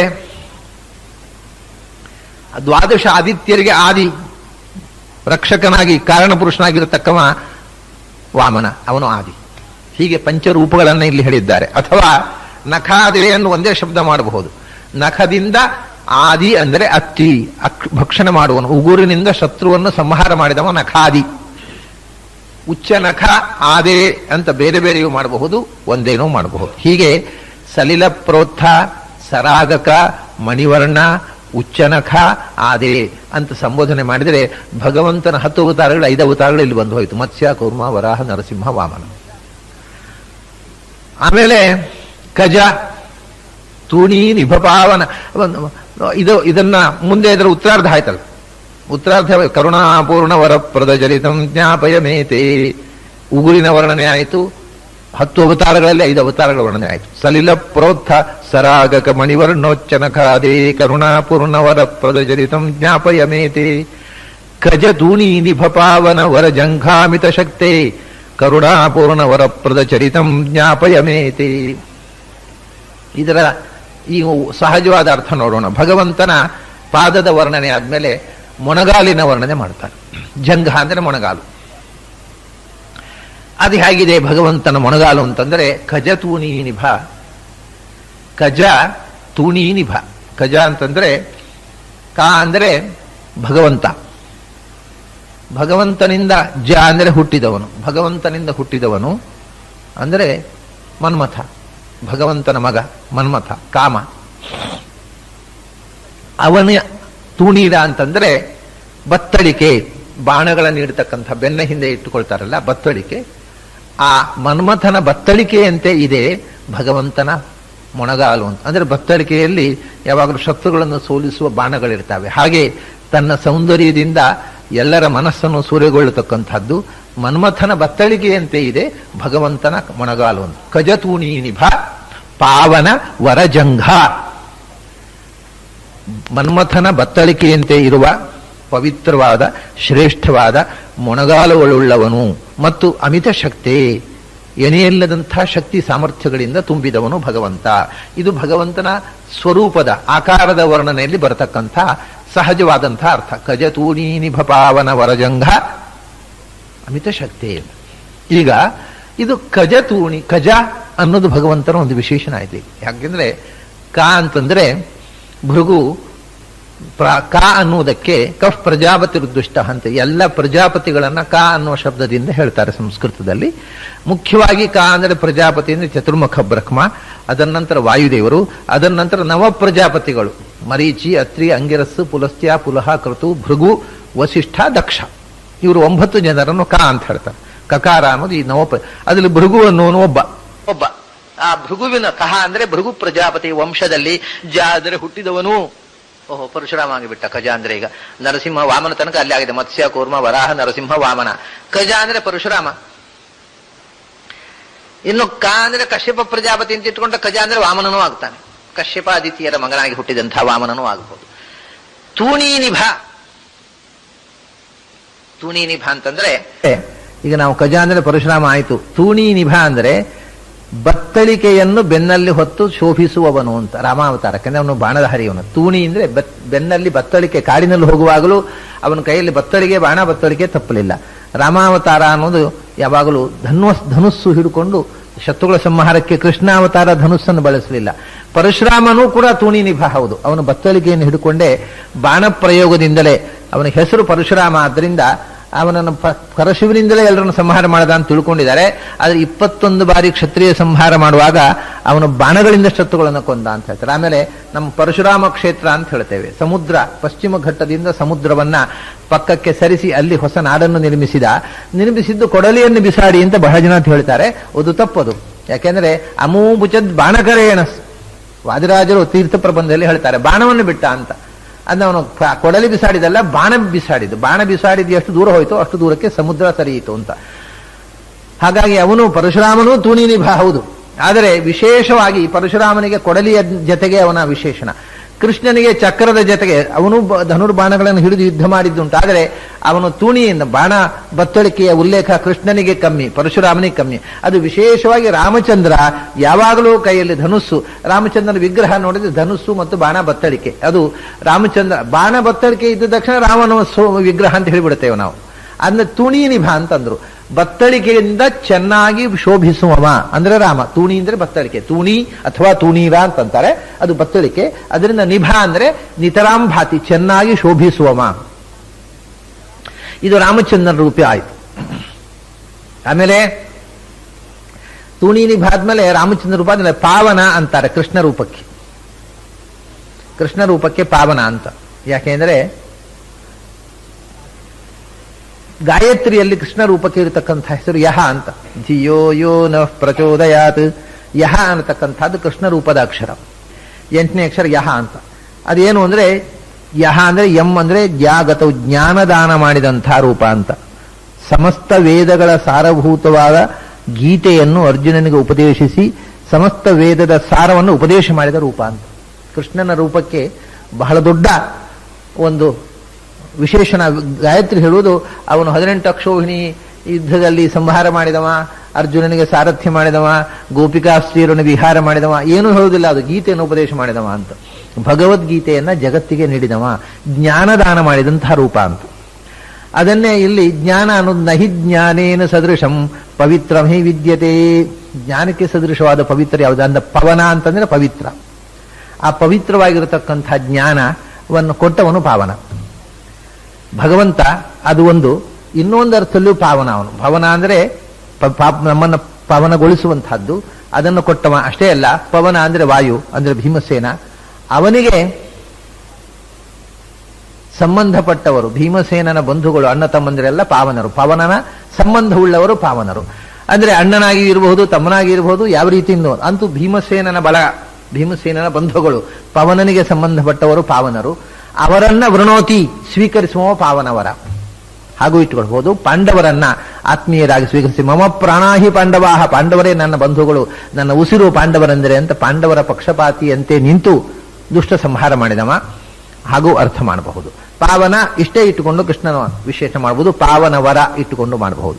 ಆಮೇಲೆ ಬುದ್ಧ ರೂಪಕ್ಕೆ ಪಾವನವರ ಜಂಘ ಇಷ್ಟನ್ನು ಇಟ್ಟುಕೊಂಡು ಮಾಡಬಹುದು. ಪಾವನ ವರ ಜಂಘ. ಪಾವನ ಅಂದರೆ ಪವನನ ಸಂಬಂಧಿಗಳು, ಭೀಮಸೇನನ ಸಂಬಂಧಿಗಳು ಪಾಂಡವರು. ಅವರನ್ನ ವರಿಸಿದವರು ಅಂದ್ರೆ ಅವನ ಕಡೆಯಲ್ಲಿ ನಿಂತವರು ಪಾವನವರರು. ಅಂದ್ರೆ ಪಾಂಡವ ಪಕ್ಷಪಾತಿಗಳು. ಅವರ ಕಡೆಗೆ ಇವನು ಜಂಘ ಅಂದ್ರೆ ಗಮನ, ಜಘಿಗತವು ಅಂತ. ಅವರ ಕಡೆಗೆ ತಾನು ಅಂದ್ರೆ ಪಾಂಡವರ ಪಕ್ಷಪಾತಿಗಳಾಗಿ ಪಾಂಡವರ ಪಕ್ಷದಲ್ಲಿ ನಿಂತ ಸಜ್ಜನರ ಕಡೆಗೆ ತಾನು ಸಾಗಿದವ. ಪಾವನ ವರಜಂಘ. ಪಾವನ ಆಗಬಹುದು, ಪಾವನ ವರ ಆಗಬಹುದು, ಪಾವನ ವರಜಂಘ ಆಗಬಹುದು. ಪಾವನ ಅಂತ ಇಟ್ಕೊಂಡ್ರೆ ವರಜಂಘ ಮತ್ತು ಅಮಿತ ಶಕ್ತಿ ಅಂತ. ವರಜಂಘ ಅಂತಂದ್ರೆ ವರ ಅಂದ್ರೆ ಶ್ರೇಷ್ಠರಾದಂತಹ ದೇವತೆಗಳು, ಅವರಲ್ಲಿ ತಮ್ಮ ಜ್ಞಾನವನ್ನು ಕೊಟ್ಟವ. ಜಂಘ ಅಂದ್ರೆ ಗಜಿ ಗತವು, ಗತಿ ಅಂದ್ರೆ ಜ್ಞಾನ. ಶ್ರೇಷ್ಠರಾದ ದೇವತೆಗಳಿಗೆ ಅಪೂರ್ವವಾದ ಜ್ಞಾನವನ್ನು ಕೊಟ್ಟವ ವರಜಂಘ ಅಂದ್ರೆ ಬುದ್ಧ ಅವನು ಶ್ರೇಷ್ಠವಾದ ಜ್ಞಾನವನ್ನು ಕೊಟ್ಟವ ದೇವತೆಗಳಿಗೆ. ಮನುಷ್ಯರಲ್ಲಿ ಅವನೇನ್ ಮಾಡಿದ ಅಂದ್ರೆ ಅವನು ಅಜ್ಞಾನವನ್ನು ಕೊಟ್ಟ. ಆದರೆ ದೇವತೆಗಳಲ್ಲಿ ಜ್ಞಾನವನ್ನು ಕೊಟ್ಟ ರೂಪ ಅದು, ಮೋಹಕ ರೂಪ ಅದು. ಆಮೇಲೆ ಜಂಘ ಅನ್ನತಕ್ಕಂಥದ್ದು ಕೂಡ ಇನ್ನೊಂದು ರೀತಿಯಿಂದ ಕೃಷ್ಣನಿಗೆ ಅನ್ವಯವಾಗುವುದು. ಪಾವನ ಅಂತಂದ್ರೆ, ಪಾವನವರ ಅಂತಂದ್ರೆ ರಾಮನಿಗೂ ವಿಶೇಷಣ ಆಗಬಹುದು. ಪವನನ ರೂಪ ಅಂದ್ರೆ ಪಾವನ ಅಂತಂದ್ರೆ ಪವನನ ರೂಪವಾಗಿರತಕ್ಕಂಥ ಆಂಜನೇಯ, ಅವನನ್ನು ವರಣ ಸ್ವೀಕಾರ ಮಾಡಿದವ ಪಾವನವರ. ಭೀಮನನ್ನು ಸ್ವೀಕಾರ ಮಾಡಿದ್ರಿಂದ ಕೃಷ್ಣ ಪಾವನವರ, ಹನುಮಂತನನ್ನು ಸ್ವೀಕಾರ ಮಾಡಿದ್ರಿಂದ ರಾಮಚಂದ್ರ ಪಾವನವರ. ಆಮೇಲೆ ಕೃಷ್ಣ ರೂಪದಲ್ಲಿ ಜಂಘ ಅನ್ನುವುದು, ಜಮ್ ಅಂದ್ರೆ ತನ್ನ ದೇವಕಾರ್ಯ ಪೂರ್ಣೆಗೋಸ್ಕರ ಭೂಮಿಯಲ್ಲಿ ಜಾತವಾಗಿರತಕ್ಕಂಥ ಸಮಸ್ತವನ್ನು ಯಾದವ ಕುಲವನ್ನು ಕೊನೆಗೆ ಘಾತಯತೀತಿ ಜಂಘ ಅಂತ ತಾನೇ ನಿಂತು ತನ್ನ ಮಕ್ಕಳು ಮೊಮ್ಮಕ್ಕಳು ಸಮಸ್ತ ಯಾದವ ಕುಲವನ್ನು ನಾಶ ಮಾಡಿ ತಾನು ಹೊರಟು ಹೋದ. ಹಾಗಾಗಿ ಕೃಷ್ಣ ರೂಪ ಜಂಘವೂ ಹೌದು. ಆಮೇಲೆ ಅಮಿತ ಶಕ್ತಿ ಎನ್ನುವಂತಹದ್ದು ಕಲ್ಕಿಯನ್ನು ಹೇಳತಕ್ಕಂಥದ್ದು. ಯಾಕಂದ್ರೆ ಪೂರ್ಣ ಶಕ್ತಿ ಆವಿರ್ಭಾವ ಮಾಡಿ ದುಷ್ಟರನ್ನ ಸಂಹಾರ ಮಾಡಿ ತರಿದು ಬರುವುದಕ್ಕೋಸ್ಕರ ಬಂದಿರತಕ್ಕಂಥ ರೂಪ, ಅದರಿಂದ ಅಮಿತ ಶಕ್ತಿ. ಆದರೆ ಬುದ್ಧ ರೂಪವನ್ನ ನಾವು ಅಮಿತ ಜಂಘ ಅನ್ನೋದು ಕೃಷ್ಣ ರೂಪಕ್ಕೆ ತಗೊಂಡು ಬಿಟ್ರೆ, ಅಮಿತ ಅನ್ನೋದು ಬುದ್ಧ, ಶಕ್ತಿ ಅನ್ನೋದು ಕಲ್ಕಿಯನ್ನು ಹೇಳ್ತದೆ. ಅಮ ಅಂದ್ರೆ ಅಜ್ಞಾನ, ಅಮಿ ಅಂದ್ರೆ ಅಜ್ಞಾನಿಗಳು, ಅವರಲ್ಲಿ ತತನಾದವ ಅಮಿತ. ಅಜ್ಞಾನಿಗಳಲ್ಲಿ ಅಜ್ಞಾನವನ್ನು ಮೂಡಿಸಿ ಮೋಹಕವಾಗಿರತಕ್ಕಂಥ ಶಾಸ್ತ್ರದ ಬೆಳವಣಿಗೆಗೆ ಕಾರಣನಾದವ. ಆದರೆ ದೇವತೆಗಳಲ್ಲಿ ವರವಾಗಿರತಕ್ಕಂಥ ಅಪೂರ್ವವಾಗಿರುವ ಶ್ರೇಷ್ಠವಾದ ಜ್ಞಾನವನ್ನು ಕೊಟ್ಟವ ಬುದ್ಧ. ಆಮೇಲೆ ಶಕ್ತಿ ಸ್ವರೂಪನಾಗಿ ಶತ್ರುಗಳ ಸಂಹಾರ ಮಾಡಿದವ ಕಲ್ಕಿ. ಹೀಗೆ 10 ರೂಪಗಳು ಈ ಪಾದದಲ್ಲಿ. ಕಜ, ತೂಣೀನಿಭ, ಪಾವನ, ವರಜಂಘಾಮಿತ ಶಕ್ತಿ ಅನ್ನುವಂಥದ್ದು ಬೇರೆ ಬೇರೆ ರೀತಿಯಿಂದ ವಿಭಾಗ ಮಾಡ್ತಾ ಪರಶುರಾಮ, ರಾಮ, ಕೃಷ್ಣ, ಬುದ್ಧ, ಕಲ್ಕಿ ಈ 5 ರೂಪಗಳನ್ನು ಹೇಳ್ತದೆ. ಸಮಷ್ಟಿಯಾಗಿ ಕಜತೂಣೀನಿಭ, ಪಾವನ, ವರಜಂಘ ಭಗವಂತನ ಮೊಣಗಾಲಿನ ವರ್ಣನೆ, ಪಾದ ಮತ್ತು ಮೊಣಗಾಲಿನ ವರ್ಣನೆ ಮಾಡುತ್ತೆ. ಕಜತೂಣೀನಿಭ ಪಾವನ ವರಜಂಘಾಮಿತ ಶಕ್ತಿ ಕರುಣಾಪೂರ್ಣ ವರಪ್ರದ ಚರಿತಂ ಜ್ಞಾಪಯ ಮೇತೆ. ಅದರ ಮುಂದೆ ಭಗವಂತ ಹುಟ್ಟಿರತಕ್ಕಂಥ ಪೀತಾಂಬರದ ವರ್ಣನೆ ಮುಂದೆ ಉಂಟು. ಅಸನೋತ್ಫುಲ್ಲ ಸುಪುಷ್ಪಕ ಸಮವರ್ಣಾವರಣಂತೆ ಕರುಣಾಪೂರ್ಣ ವರಪ್ರದ ಚರಿತಂ ಜ್ಞಾಪಯ ಮೇತೆ. ಅಸನೋತ್ಫುಲ್ಲ ಸುಪುಷ್ಪಕ ಸಮವರ್ಣಾವರಣ, ಇಷ್ಟು ಒಂದು ಶಬ್ದ ಈಗ ಪ್ರಚಲಿತವಾದ ಅರ್ಥದಲ್ಲಿ. ಅಸನ ಅಂತಂದ್ರೆ ಅದಕ್ಕೆ ಕನ್ನಡದಲ್ಲಿ ಏನು ಹೇಳ್ತಾರೆ ಅಂತ ನೋಡಬೇಕು, ನನಗೂ ನೆನಪಿಲ್ಲ. ಒಂದು ಜಾತಿಯ ಹಳದಿ ಬಣ್ಣದ ಹೂವು ಅಸನ ಅಂತಂದ್ರೆ. ಅಸನ ಉತ್ಫುಲ್ಲ ಸುಪುಷ್ಪಕ, ಉತ್ಫುಲ್ಲ ಅಂದ್ರೆ ಅರಳಿದ್ದು, ಅಂಥ ಹಳದಿ ಬಣ್ಣದ ಅರಳಿದ ಅಸನ ಕುಸುಮದ ಸಮವರ್ಣವಾದ ಆವರಣ. ಆವರಣ ಅಂದ್ರೆ ಬಟ್ಟೆ, ಮೈ ಸುತ್ತಿದ್ದು ಅಂದ್ರೆ ಪೀತಾಂಬರ. ಹಳದಿ ಬಣ್ಣ ಹೂವಿಗೆ ಸಮಾನವಾದ ವರ್ಣ ಅಂದ್ರೆ ಪೀತವರ್ಣ. ಅಸನ ಅನ್ನುವ ಉತ್ಫುಲ್ಲ ಸುಪುಷ್ಪಕ ಅರಳಿದ ಹೂವು, ಅದಕ್ಕೆ ಸಮಾನವಾದ ವರ್ಣವುಳ್ಳ ಆವರಣವುಳ್ಳವ, ಅಂಥ ಪೀತಾಂಬರವನ್ನು ತೊಟ್ಟವ. ಪೀತಾಂಬರಧರ ಸಗ್ವಿ ಸಾಕ್ಷಾನ್ ಮನ್ಮಥ ಮನ್ಮಥಃ ಅಂತ ಹೇಳ್ತೇವೆ. ಆ ಅರ್ಥದಲ್ಲಿ ಪೀತಾಂಬರ, ಶುಕ್ಲಾಂಬರ ಧರಂ ವಿಷ್ಣು ಅಂತ ಒಂದು ನಾವು ಜಪದಲ್ಲಿ ಹೇಳ್ತಕ್ಕಂಥ ಒಂದು ಮಂತ್ರ ಇದೆ. ಶುಕ್ಲಾಂಬರ ಧರಂ ವಿಷ್ಣು, ಅಲ್ಲಿ ಶುಕ್ಲ ಅಂದರೆ ಬಿಳಿ ಅಂತ ಅರ್ಥ ಅಲ್ಲ. ಶುಕ್ಲ ಅಂತ ಸಂಸ್ಕೃತದಲ್ಲಿ ಸ್ವಚ್ಛ ಅಂತ ಅರ್ಥ. ಯಾವುದೇ ಬಿಳಿ ಬಟ್ಟೆಯು ಕೊಳಕಾದರೆ ಶುಕ್ಲಾಂಬರ ಆಗುವುದಿಲ್ಲ. ಶುಕ್ಲ ಅಂದ್ರೆ ಸ್ವಚ್ಛ, ನಿರ್ಮಲವಾದ ಅಂತ ಅರ್ಥ. ನಿರ್ಮಲವಾದ ಪೀತಾಂಬರವೂ ಶುಕ್ಲಾಂಬರ, ನಿರ್ಮಲವಲ್ಲದ ಶುಕ್ಲಾಂಬರವೂ ಶುಕ್ಲಾಂಬರ ಅಲ್ಲ. ಅಂದ್ರೆ ಶುಕ್ಲ ಅಂತಂದ್ರೆ ಮುಖ್ಯವಾಗಿ ಸ್ವಚ್ಛವಾದ ಬಟ್ಟೆ ಅಂತ ಅರ್ಥ. ಹಾಗೇನು ಪೀತಾಂಬರ ಧರ ಅಂದ್ರೆ ಅಸನ ಉತ್ಫುಲ್ಲ ಸುಪುಷ್ಪಕ. ಅಸನ ಅನ್ನುವ ಹೆಸರಿನ ಉತ್ಫುಲ್ಲ ಅಂದ್ರೆ ಪೂರ್ಣವಾಗಿ ಅರಳಿದ, ಸುಪುಷ್ಪಕ ಅಂದ್ರೆ ಸುಂದರವಾದ ಹೂ, ಅದಕ್ಕೆ ಸಮವಾದ ಬಣ್ಣ ಅಂದ್ರೆ ಹಳದಿ ಬಣ್ಣ ಪೀತವರ್ಣ ಉಳ್ಳ ಆವರಣ, ಬಟ್ಟೆ ಉಳ್ಳವ. ಅಸನೋತ್ಫುಲ್ಲ ಸುಪುಷ್ಪಕ ಸಮವರ್ಣ ಆವರಣ. ಆಮೇಲೆ ಅಂತೆ ಅಂದ್ರೆ ಅಂತಿಕದಲ್ಲಿ ಇರುವವನೇ, ಹತ್ತಿರಕ್ಕಿಂತ ಹತ್ತಿರದವನೇ, ನನ್ನ ತೀರಾ ಹತ್ತಿರದಲ್ಲಿ ಇರುವವನೇ, ನನ್ನ ಒಳಗೇ ಇರುವವನೇ. ತದೇವ ಅಂತಿಕಾತ್ ಅಂತ ಹೇಳ್ತಾನೆ. ನನ್ನ ಅಂತಿಕದಲ್ಲಿ, ನನ್ನ ತೀರಾ ಸಮೀಪದಲ್ಲಿ, ನನ್ನ ಹೃದಯದೊಳಗೆ ನನ್ನ ಅಂತರ್ಯಾಮಿಯಾಗಿ ನನ್ನ ಬಿಂಬರೂಪವಾಗಿ ಇರುವವನೇ ಅಂತ ಹೇಳ್ತಾನೆ. ಇದು ಸ್ವರೂಪದ ವರ್ಣನೆ ಆಯ್ತು. ಈಗ ಬಟ್ಟೆಯ ವರ್ಣನೆ. ಇದರಲ್ಲಿ ಅಸನ ಉತ್ಫುಲ್ಲ ಸುಪುಷ್ಪಕ ಸಮವರ್ಣ, ಆವರಣ ಅಂತೆ ಅಂತ. ಆವರಣ ಅಂತೆ ಅಸನ, ಆವರಣ ಅಂತೆ ನಮ್ಮ ಸಂಸಾರದ ಈ ಅಜ್ಞಾನದ ಆವರಣ, ಲಿಂಗದೇಹದ ಆವರಣ, ಸ್ವರೂಪಾಚ್ಛಾದಿಕ ಪರಮಾಚ್ಛಾದಿಕ ಈ ಆವರಣಗಳ ಅಂತೆ ನಾಶವಾದಾಗ ನೀನೇನ್ ಮಾಡ್ತೀಯ? ಆವರಣ ಅಂತೆ ಸಂಸಾರದ ಆವರಣ ಪರೆ ಸರಿದು ಹೋದಾಗ ಅಸನ, ನಮ್ಮ ಸಂಸಾರ ದುಃಖವನ್ನು ನಿರಾಸ ಮಾಡತಕ್ಕವನು ನೀನು. ಮತ್ತೆ ಉತ್ಫುಲ್ಲ ಸುಪುಷ್ಪಕ ಸಮವರ್ಣ, ಉತ್ಫುಲ್ಲ ಸುಪುಷ್ಪಕ ಸಮವರ್ಣ ಅರಳಿದ ಹೂ. ಅದಕ್ಕೆ ಯಾವ ಹೂ ಅಂತ ಹೇಳಲಿಲ್ಲ ಅವರು, ಅಸನ ಅಂತ ಅನ್ನೋದಕ್ಕೆ ಬೇರೆ ಅರ್ಥ ಮಾಡಿವು. ಅಂದ್ರೆ ಉತ್ಫುಲ್ಲವಾದ ಅರಳಿದ ಹೂ ಅಂದ್ರೆ ನೈದಿಲೆ. ನೈದಿಲೆ ಅಂದ್ರೆ ನೀಲ ತಾವರೆ, ಕನ್ನೈದಿಲೆ ಅಂತ. ಆ ನೀಲ ತಾವರೆ ಹೂವಿನಂತೆ ಸಮವರ್ಣ ಬಣ್ಣವುಳ್ಳ ಅಂದ್ರೆ ನೀಲೋತ್ಪಲದಲ ಶ್ಯಾಮ ಅಂತ. ಕೃಷ್ಣನನ್ನ ನೀಲೋತ್ಪಲದಲ ಶ್ಯಾಮ ಅಂತ. ಉತ್ಪಲ ಅಂದ್ರೆ ನೈದಿಲೆ, ಅರಳಿದ ಉತ್ಫುಲ್ಲ ಸುಪುಷ್ಪಕ ಅರಳಿದ ನೈದಿಲೆ ಹೂವಿನಂತೆ ಅದಕ್ಕೆ ಸಮಾನವಾದ ನೀಲವರ್ಣ ಉಳ್ಳವನೇ. ಉತ್ಫುಲ್ಲ ಸುಪುಷ್ಪಕ ಸಮವರ್ಣ, ಆಗ ಹಳದಿ ಬಣ್ಣ ಇದ್ದದ್ದು ಹೋಗಿ ಈಗ ನೀಲವರ್ಣ ಆಯ್ತು. ಯಾಕಂದ್ರೆ ಅಸನ ಅನ್ನೋದು ಬೇರೆ ಶಬ್ದ ಆಗೋಯ್ತು. ಉತ್ಫುಲ್ಲ ಸುಪುಷ್ಪಕ ಸಮವರ್ಣ ಆವರಣ. ಆವರಣ ಅಂತೆ ಎನ್ನುವುದು ಸಂಸಾರದ ಆವರಣವನ್ನು ಕಳಚಿಕೊಂಡ ಮೇಲೆ ಅಸನ, ಸಂಸಾರದಿಂದ ನಿರಸನ ಮಾಡಿ ಮೋಕ್ಷವನ್ನು ಕೊಡ್ತಕ್ಕವ, ನಮ್ಮ ದುಃಖವನ್ನು ಅಸನ ನಿರಸನ ಮಾಡತಕ್ಕವ. ಹೀಗೆ ಅಸನ ಉತ್ಫುಲ್ಲ ಸುಪುಷ್ಪಕ ಸಮವರ್ಣ ಆವರಣ ಅಂತೆ ಅನ್ನೋದು ಬೇರೆ ರೀತಿಯಿಂದ ಪದಚ್ಛೇದ. ಹಾಗೆ ಈ ರೀತಿಯಿಂದ ಭಗವಂತನ ಮೈಯ ಬಣ್ಣವೂ ಆಯಿತು, ಭಗವಂತನ ಬಟ್ಟೆಯ ಬಣ್ಣವನ್ನು ಹೇಳಿದಾಗಾಯ್ತು. ಎರಡು ವಿಧದ ವರ್ಣನೆಯು ಈ ಮಾತಿನಲ್ಲಿ ಸೇರಿತು. ಈಗ ಕರುಣಾಪೂರ್ಣ ವರಪ್ರದ ಚರಿತಂಜಾಪಯಮೇತಿ. ಆಮೇಲೆ ಆ ಬಟ್ಟೆ ತೊಟ್ಟಿದ್ದಾನೆ, ತೊಟ್ಟು ಕೂತಿದ್ದಾನೆ. ಭಗವಂತನ ತೊಡೆ, ಈಗ ಕಾಲ ಮೊಣಗಾಲು ಹೇಳಿದ್ದಾರೆ, ಇನ್ನು ತೊಡೆಗೆ ಬರಬೇಕು.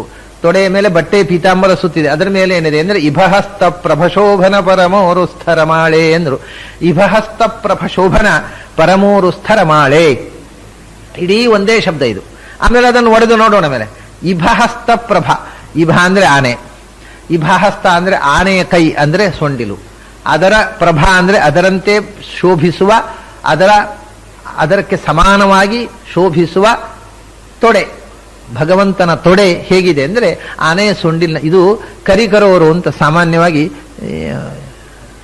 ಸಂಸ್ಕೃತದಲ್ಲಿ ಸೌಂದರ್ಯದ ವರ್ಣನೆ ಮಾಡುವಾಗ ತೊಡೆ ಆನೆಯ ಸೊಂಡಿಲಿನಂತೆ ಇದೆ ಅಂತ ಅನ್ನತಕ್ಕಂಥ, ಅಂದ್ರೆ ಆನೆಯ ಸೊಂಡಿಲಿನಂತೆ ವೃತ್ತಾಕಾರವಾಗಿ ಅದು ಪ್ರಪೋರ್ಷನೇಟ್ ಆಗಿ ಪ್ರಮಾಣಬದ್ಧವಾಗಿದೆ ಅನ್ನೋದಕ್ಕೋಸ್ಕರ ಕರಿಕರದಂತೆ ಊರು ಇದೆ ಅಂತ ಅನ್ನುವಂಥದ್ದು ಸಂಸ್ಕೃತದಲ್ಲಿ ಲಕ್ಷಣಶಾಸ್ತ್ರದಲ್ಲಿ ಪ್ರಸಿದ್ಧವಾದ ಮಾತು. ಅದನ್ನೇ ಆಚಾರ್ಯ ಹೇಳ್ತಾರೆ, ಹಸ್ತ ಪ್ರಭ ಶೋಭನ ಅಂದ್ರೆ ಇಭದ ಹಸ್ತ, ಆನೆಯ ಕೈ ಅಂದ್ರೆ ಸೊಂಡಿಲು, ಅದರಂತೆ ಬೆಳಗುವ ಶೋಭನ ಸುಂದರವಾದ ವರ ಇಭಹಸ್ತ ಪ್ರಭಶೋಭನ ಪರಮ ಊರು, ಶ್ರೇಷ್ಠವಾದ ತೊಡೆ.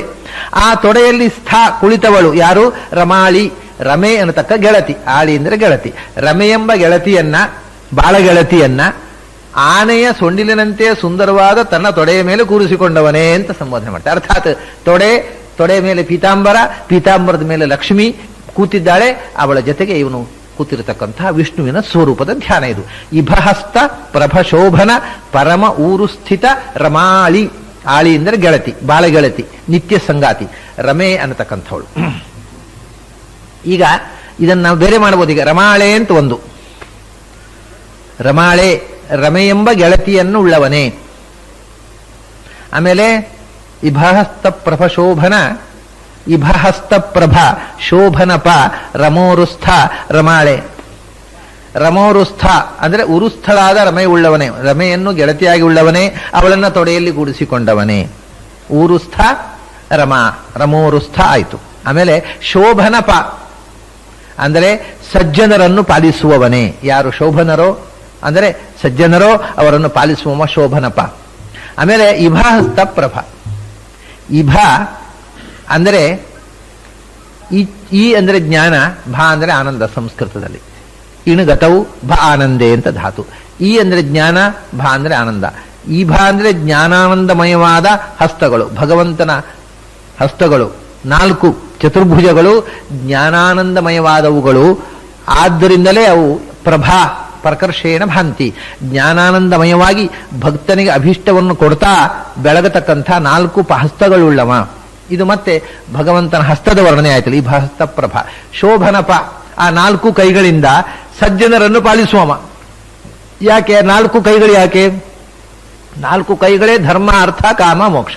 ಸಜ್ಜನರ ಧರ್ಮಾರ್ಥ ಕಾಮ ಮೋಕ್ಷಗಳನ್ನು ಈಡೇರಿಸುತ್ತಾ ಸಜ್ಜನರನ್ನು ಪಾಲಿಸುವಂತಹ 4 ಕೈಗಳುಳ್ಳವ. ಹಾಗೆಯೇ ರಮೋರುಸ್ಥ ರಮೆಯನ್ನು ತೊಡೆಯಲ್ಲಿ ಕೂರಿಸಿಕೊಂಡವ. ಆಮೇಲೆ ರಮಾಳೆ, ರಮೋರುಸ್ಥ ಅನ್ನುವಲ್ಲಿ ಇನ್ನೊಂದು ರೀತಿಯ ಅರ್ಥ ಮಾಡಬಹುದು. ರಮೆಗೆ ಉರುಸ್ಥಾನವಾದವ ಅಂದರೆ ಶ್ರೀವತ್ಸ. ರಮೆಯ ಶ್ರೀವತ್ಸೆಯಲ್ಲಿ ರಮೆ ಇದ್ದಾಳೆ. ಉರುಸ್ಥಾನ ಉತ್ಕೃಷ್ಟವಾದ ಹೃದಯದಲ್ಲಿ ರಮೆಗೆ ಸ್ಥಾನವನ್ನು ಕೊಟ್ಟವ ಮತ್ತು ತೊಡೆಯಲ್ಲಿ ರಮೆಯನ್ನು ಕೂಡಿಸಿಕೊಂಡವ ರಮಾಳಿ. ಹೀಗೆ ಆ ಪದಗಳನ್ನ ಬೇರೆ ಬೇರೆ ರೀತಿಯ ಪದಚ್ಛೇದದಿಂದ ಬೇರೆ ಬೇರೆ ಅನುಸಂಧಾನ ಮಾಡಲಿಕ್ಕೆ ಅನುಕೂಲವಾಗಿದೆ. ಇಭಹಸ್ತ ಪ್ರಭಶೋಭನ ಪರಮೋರುಸ್ಥ ರಮಾಳೆ ಕರುಣಾಪೂರ್ಣ ವರಪ್ರದ ಚರಿತಂ ಜ್ಞಾಪಯಮೇತೆ. ಜಗದಾಗೂಹಕ ಪಲ್ಲವ ಸಮಕುಕ್ಷೇ ಶರಣಾದೆ ಕರುಣಾಪೂರ್ಣ ವರಪ್ರದ ಚರಿತಂ ಜ್ಞಾಪಯಮೇತೆ. ಜಗದಾಗೂಹಕ ಪಲ್ಲವ ಸಮಕುಕ್ಷೇ, ಇಲ್ಲಿ ತನಕ ಪ್ರಸಿದ್ಧವಾದ ಅರ್ಥದಲ್ಲಿ ಒಂದೇ ಶಬ್ದ. ಜಗದಾಗೂಹಕ ಪಲ್ಲವ ಸಮಕುಕ್ಷೇ. ಜಗತ್ತನ್ನ ಅಡಗಿಸಿ ಇಟ್ಟುಕೊಂಡ, ಆಗೂಹನ ಅಂದ್ರೆ ಅಡಗಿಸಿಡುವುದು, ಜಗತ್ತನ್ನು ಅಡಗಿಸಿ ಇಡಬಲ್ಲಂಥ ಕುಕ್ಷಿ. ಯಾಕೆಂದ್ರೆ ತಸ್ಯ ಉದರಸ್ಥ ಜಗತಃ ಸದಮಂದ ಸಾಂದ್ರ ಸ್ವಾನಂದ ತುಷ್ಟ ವಪುಷೋ ವಿರಮಾರಮಸ್ಯ. ಭಗವಂತ ಪ್ರಳಯ ಕಾಲದಲ್ಲಿ ಇಡೀ ವಿಶ್ವವನ್ನ ತನ್ನ ಒಡಲಲ್ಲಿ ಅಡಗಿಸಿ ಇಟ್ಟುಕೊಂಡ ಅಂತ ಹೇಳ್ತಾರೆ. ಹಾಗಾಗಿ ಭಗವಂತನ ಒಡಲು ಜಗತ್ತನ್ನು ಅಡಗಿಸಿಡುವ ತಾಣ. ಆ ಕುಕ್ಷಿ ಅಂದ್ರೆ ಒಡಲು, ಹೊಟ್ಟೆ, ಸ್ಟಮಕ್. ಜಗದ ಆಗುಹಕ ಇಡೀ ವಿಶ್ವವನ್ನು ಪ್ರಳಯ ಕಾಲದಲ್ಲಿ ಅಡಗಿಸಿ ಇಟ್ಟುಕೊಳ್ಳುವ ತಾಣವಾದ ಕುಕ್ಷಿ ಉಳ್ಳವ.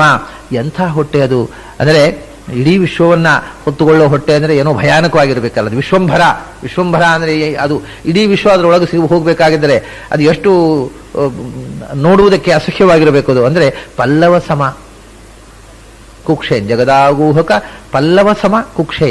ಪಲ್ಲವ ಅಂದ್ರೆ ಚಿಗುರೆಲೆಯಂತೆ ನಸೆಯಾದ ಅತ್ಯಂತ ತೆಳುವಾದ, ಎರಡರ್ಥ, ನಸೆ ಮತ್ತು ತೆಳು. ಹೊಟ್ಟೆ ಎಷ್ಟು ತೆಳ್ಳಗಿತ್ತು ಅಷ್ಟು ಲಕ್ಷಣ ಅಂತ ಶಾಸ್ತ್ರಕಾರ ಪ್ರಕಾರ. ಅದು ಶಾಸ್ತ್ರಕಾರ ಹೇಳ್ಬೇಕು, ನಮಗೂ ಹೊಟ್ಟೆ ದೊಡ್ಡದಾದಾಗ ಅಸಹ್ಯ ಕಾಣುತ್ತೆ. ಅಂದ್ರೆ ಹೊಟ್ಟೆ ಎಷ್ಟು ತೆಳ್ಳಗಿತ್ತೋ ಅಷ್ಟು ಲಕ್ಷಣ ಯಾರಿಗೇ ಆದರೂ. ಅಂದ ಪಲ್ಲವ ಸಮ ಅಂದ್ರೆ ಚಿಗುರೆಲೆಯಂತೆ ನಸೆಯಾದ ತೆಳ್ಳಗಿನ ಹೊಟ್ಟೆ ಇಡೀ ವಿಶ್ವ ಒಳಗಿದೆ. ಆದರೆ ಹೊಟ್ಟೆ ಇನ್ನು ಊಟವೇ ಮಾಡಿದವರ ಹಾಗೆ ತೆಳ್ಳಗಿದೆ ಅಂತ. ಹಿಂದಿನ ಸ್ವರೂಪವನ್ನು ಅನಂತಮ ಅಂತವದಿವ ಭುಜಯವರಂತರ ಮುಂದೆ ಇಡೀ ಅಂತವೇ ಇಲ್ಲ, ತುದಿ ಮೊದಲಿಲ್ಲದ ಹೃದಯ ಅವನ ಎದೆ, ಆದರೂ ಅದು ಶಾಂತವೋ ಎನ್ನುವಂತೆ ಎರಡು ತೋಳುಗಳ ಮಧ್ಯೆಯಲ್ಲಿ ಕೂತಿದೆ ಅಂತ ಹೇಳಿದ್ರೆ ಹಾಗೆ ಇಡೀ ವಿಶ್ವವನ್ನು ತುಂಬಿದೆ. ಆದರೆ ಅತ್ಯಂತ ತೆಳ್ಳಗಿದೆ, ಅತ್ಯಂತ ನವುರಾಗಿದೆ, ಚಿಗುರೆಲೆಯಂತೆ ಇದೆ. ಜಗದಾಗೂಹಕ ಪಲ್ಲವ ಸಮಕುಕ್ಷೆ. ಆಮೇಲೆ ಶರಣಾದೆ. ಯಾರು ಶರಣರು ಅಂತ ಇದ್ದಾರೆ ನಮಗೆ, ಅಂದ್ರೆ ನಮಗೆ ಆಶ್ರಯವನ್ನು ಕೊಡ್ತಕ್ಕವರು, ನಮ್ಮ ರಕ್ಷಕರು, ಅವರಿಗೆಲ್ಲ ಆದಿ ಮೊದಲಿಗ ಕಾರಣಭೂತ. ಶರಣಗಳಿಗೆ ಶರಣ, ಆಮೇಲೆ ಆಶ್ರಯಗಳಿಗೆ ಆಶ್ರಯ, ಕಾರಣಗಳಿಗೆ ಕಾರಣ ಅಂತ ಅರ್ಥ. ರಕ್ಷಕರಿಗೆ ರಕ್ಷಕ ಅಂತ. ಅಥವಾ ಶರಣ ಮತ್ತು ಆದೆ ಎರಡು ವಿಶೇಷಣ. ನೀನು ಎಲ್ಲರಿಗೂ ಆಶ್ರಯ, ನೀನು ಎಲ್ಲರಿಗೂ ಆದಿ, ಮೊದಲಿಗ ಮತ್ತು ಕಾರಣ. ಅಥವಾ ಶರಣಾದೆ ಎನ್ನುವುದನ್ನು, ಆದೆ ಎನ್ನುವುದನ್ನ ಅಶರಣಾದೆ ಅಂತ ಪದಚ್ಛೇದ ಕೂಡ ಮಾಡಬಹುದು. ಅಶರಣರು ಅಂದ್ರೆ ಜಗತ್ತಿಗೆ ರಕ್ಷಣೆ ಕೊಡದೇ ಇರತಕ್ಕ, ಜಗತ್ತಿನ ಸಂಹಾರ ಶಕ್ತಿಗಳು. ಶರಣರು ಅಂದ್ರೆ ರಕ್ಷಕರು, ಅಶರಣರು ಅಂದ್ರೆ ಜಗತ್ತನ್ನು ಸಂಹಾರ ಮಾಡತಕ್ಕಂತಹ ದುಷ್ಟಶಕ್ತಿಗಳು. ಅವರನ್ನ ಆದಿ ಅಂದ್ರೆ ಸಂಹಾರ ಮಾಡತಕ್ಕವ. ಅಶರಣಾದೆ ಜಗತ್ತಿಗೆ ರಕ್ಷಣೆಯನ್ನು ನೀಡದ ರಾಕ್ಷಸೀ ಶಕ್ತಿಗೆ, ಅಸುರರಿಗೆ, ರಾಕ್ಷಸರಿಗೆ, ದೈತ್ಯರಿಗೆ ಆದಿ ಸಂಹಾರಕ. ಆದಿ ಅಂದ್ರೆ ಅತೀತಿ ಆದಿಹಿ ಅಂತ, ಸಂಹಾರ ಮಾಡತಕ್ಕವ, ನಾಶ ಮಾಡತಕ್ಕವ. ನೀನು ಶರಣರಿಗೆ ಆದಿ, ಅಶರಣರಿಗೂ ಆದಿ. ಶರಣರಿಗೆ ಆದಿ ಅಂದರೆ ರಕ್ಷಕರಿಗೆ ರಕ್ಷಕ, ಮೊದಲಿಗ. ಅಶರಣರು ಅಂದ್ರೆ ಸಂಹಾರ ಮಾಡತಕ್ಕ ಶಕ್ತಿಗಳಿಗೆ ಆದಿ ಅಂದ್ರೆ ಸಂಹಾರಕ. ನೀನು ಶರಣ, ನೀನು ಆದಿ, ನೀನು ಶರಣಾದಿ, ನೀನು ಅಶರಣಾದಿ. ಆಮೇಲೆ ಜಗದಾಗೂಹಕ ಪಲ್ಲವ ಸಮಕುಕ್ಷೆ. ಜಗದಾಗೂಹಕ ಪಲ್ಲವ ಸಮಕುಕ್ಷೆ, ಹೀಗೆ ಎರಡು ಬೇರೆ ಬೇರೆ ವಿಶೇಷ ಮಾಡಬಹುದು. ಈಗ ಇಡೀ ಜಗತ್ತನ್ನು ಆಗೂಹನ ಅಂದ್ರೆ ಅಡಗಿಸಿಟ್ಟುಕೊಂಡವನೇ ನಿನ್ನೊಳಗೆ, ನನ್ನ ಜಗತ್ತಿನ ಹೊರಗೆ ವ್ಯಾಪಿಸಿ ನಿನ್ನೊಳಗೆ ಜಗತ್ತನ್ನ ಉದುಗಿಸಿ ಇಟ್ಟುಕೊಂಡವನೇ. ಪಲ್ಲವ ಸಮಕುಕ್ಷೆ ಚಿಗುರಲೆಯಂತೆ ಸುಂದರವಾದಂಥ ಉದರವುಳ್ಳವನೇ. ಜಗದಾಗೂಹಕ ಪಲ್ಲವ ಇಲ್ಲಿ ತನಕ ಒಂದು. ಸಮಕುಕ್ಷೆ, ಸಮಕುಕ್ಷೆ ಅಂದ್ರೆ ಪ್ರಮಾಣಬದ್ಧವಾದ ಹೊಟ್ಟೆ ಉಳ್ಳವನು ಅಂತ. ಸಮ ಅಂದ್ರೆ ಪ್ರಮಾಣಬದ್ಧ ಅಂತ ಅರ್ಥ. ಪ್ರಮಾಣಬದ್ಧವಾದ ಹೊಟ್ಟೆ ಉಳ್ಳವನು ಸಮಕುಕ್ಷಿ. ಭಗವಂತ ಎಂತವನಂದ್ರೆ ಜಗದಾಗೂಹಕ ಪಲ್ಲವ, ಜಗತ್ತನ್ನ ಮುಚ್ಚಿಡುವ ಪಾದದ ಒಂದು ಲವ ಅಂದ್ರೆ ಏಕದೇಶ. ಇಡೀ ವಿಶ್ವ ನಿನ್ನ ಪಾದದ ಏಕದೇಶದಲ್ಲಿ ಮುಚ್ಚಿದೆ ಅಂತ ಇನ್ನೊಂದು ರೀತಿ. ಅದು ಯಾವುದಂದ್ರೆ ಇದಂ ವಿಷ್ಣುರು ವಿಚಕ್ರಮೇ ತ್ರೈಧಾ ನಿದಧೇ ಪದಂ ಸಮೂಢಮಸ್ಯ ಪಾಂಸುರೆ, ಸಮೂಢಮಸ್ಯ ಪಾಂಸುರೆ. ಅಲ್ಲಿ ಏನ್ ಹೇಳ್ತಾರೆ ಅಂದ್ರೆ ಇಡೀ ಬ್ರಹ್ಮಾಂಡ ಭಗವಂತನ ಕಿರುಬೆರಳ ಅಡಿಯಲ್ಲಿ ಅಡಗಿರುವ ಒಂದು ಧೂಳಿಯ ಕಣ ಅಂತ. ಹಾಗಾದ್ರೆ ಭಗವಂತನ ಪಾದದ ಲವ ಅಂದ್ರೆ ಪಾದದ ಏಕದೇಶ, ಪಲ್ಲವ ಅಂದ್ರೆ ಕಿರುಬೆರಳು. ಇಡೀ ಪಾದದ ಕಿರುಬೆರಳ ಅಡಿಯಲ್ಲಿ ಬ್ರಹ್ಮಾಂಡ ಅನ್ನುವಂಥ ಈ ಅನಂತವಾದ ವಿಶ್ವ ಭಗವಂತನ ಪಾದದ ಕಿರುಬೆರಳ ಪತ್ ಲವ, ಪಾದದ ಏಕದೇಶ ಅಂದ್ರೆ ಕಿರುಬೆರಳ ಅಡಿಯಲ್ಲಿ ಸಿಕ್ಕಿಕೊಂಡ ಒಂದು ಸಣ್ಣ ಧೂಳಿನ ಕಣ. ಅಂದ್ರೆ ಜಗದಾಗೂಹಕ ಪಲ್ಲವ, ಭಗವಂತನ ಪಾದ ಅನ್ನೋದು ಭಗವಂತನ ದೇಹದ ಒಂದು ಏಕದೇಶ, ಅದರ ಬೆರಳು ಅನ್ನುವಂಥದ್ದು ಅದರ ಏಕದೇಶ, ಅದರ ಅಡಿಯಲ್ಲಿ ಸಿಕ್ಕಿದಂಥ ಒಂದು ಧೂಳಿನ ಕಣ ಇಡೀ ಬ್ರಹ್ಮಾಂಡ. ಅಂದಾಗ ಭಗವಂತನ ಅನಂತತೆಯ ಚಿತ್ರಣ ನಮಗೆ ಬರಬೇಕು ಅನ್ನೋದಕ್ಕೋಸ್ಕರ ಸಮೂಢಮಸ್ಯ ಪಾಂಸುರೆ ಅಂತ ವೇದದಲ್ಲಿ ಹೀಗೆ ಹೇಳ್ತಾರೆ. ಅದನ್ನೇ ಆಚಾರ ತಗೊಂಡು ಜಗದಾಗೂಹಕ ಪಲ್ಲವ, ನಿನ್ನ ಪಾದದ ಲವ ಏಕದೇಶದಲ್ಲಿ ಜಗತ್ತನ್ನು ಮುಚ್ಚಿಡತಕ್ಕಂಥ ಒಂದು ಅಂಶ ಇದೆ ಅಂತ ಹೇಳಿದರು. ಹೀಗೆ ಜಗದಾಗೂಹಕ ಪಲ್ಲವ ಸಮಕುಕ್ಷೆ ಅಂತ ಒಂದು ರೀತಿಯಿಂದ, ಜಗದಾಗೂಹಕ ಪಲ್ಲವ ಸಮಕುಕ್ಷೆ ಅಂತ ಒಂದು, ಜಗದಾಗೂಹಕ ಪಲ್ಲವ ಸಮಕುಕ್ಷೆ ಅಂತ ಒಂದು, ಮೂರು ರೀತಿಯ ಪದಚ್ಛೇದ ಆಯಿತು. ಹಾಗೆ ಶರಣ ಆದೆ, ಶರಣಾದೆ ಮತ್ತು ಅಶರಣಾದೆ.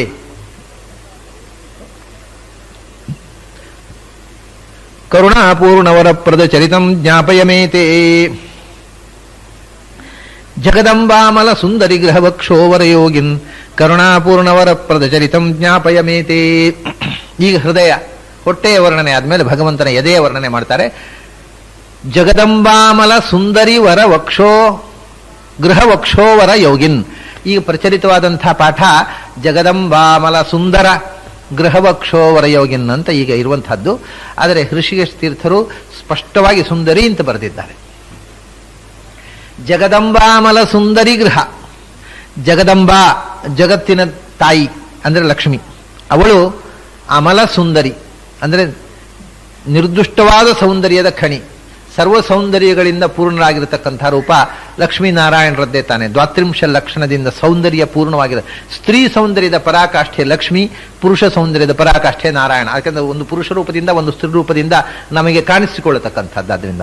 ಹಾಗಾಗಿ ಸೌಂದರ್ಯದ ಅಮಲ, ನಿರ್ಮಲವಾದಂಥ ಸೌಂದರ್ಯದ ಒಂದು ಖನಿಯಾಗಿರತಕ್ಕವಳು ಜಗದಂಬೆ, ಜಗತ್ತಿನ ತಾಯಿ ಅಮಲ ಸುಂದರಿ. ನಿರ್ಮಲವಾದ ಸೌಂದರ್ಯ, ಅದು ಸ್ವಚ್ಛವಾದ ಸೌಂದರ್ಯ. ನಿರ್ಮಲವಾದ ಸೌಂದರ್ಯ ಅಂದರೆ ಇನ್ನೊಂದೇನು ಗೊತ್ತುಂಟಾ? ಬರೇ ಸೌಂದರ್ಯ ಅಂತ ಹೇಳುವ ಬದಲು ಆಚಾರ್ಯರು ಅಮಲ ಸೌಂದರ್ಯ ಅಂತಾರೆ. ಸೌಂದರ್ಯದಲ್ಲಿ ಎರಡು ಥರ ಇದೆ, ಅದು ವಿಶೇಷವಾಗಿ ಸ್ತ್ರೀ ಸೌಂದರ್ಯದಲ್ಲಿ. ಒಂದು ಸೌಂದರ್ಯ ಮಾತೃತ್ವದ ಗೌರವವನ್ನು ಹುಟ್ಟಿಸಿ ತಾಯಿಯಂತೆ ಆಕೆಯನ್ನು ಆರಾಧಿಸಬೇಕು ಅಂತ ಅನ್ನುವ ಭಾವವನ್ನು ಮೂಡಿಸುತ್ತೆ. ಇನ್ನೊಂದು ಸೌಂದರ್ಯ ಕಾಮ ಪ್ರಚೋದನೆ ಮಾಡುತ್ತೆ. ಕಾಮ ಪ್ರಚೋದನೆ ಮಾಡತಕ್ಕ ಸೌಂದರ್ಯವನ್ನು ಅಮಲ ಸೌಂದರ್ಯ ಅನ್ನೋದಿಲ್ಲ, ಅದು ಮನುಷ್ಯನ ಬುದ್ಧಿಯನ್ನ ಮೋಹಗೊಳಿಸ್ತಕ್ಕಂಥ ಸೌಂದರ್ಯ.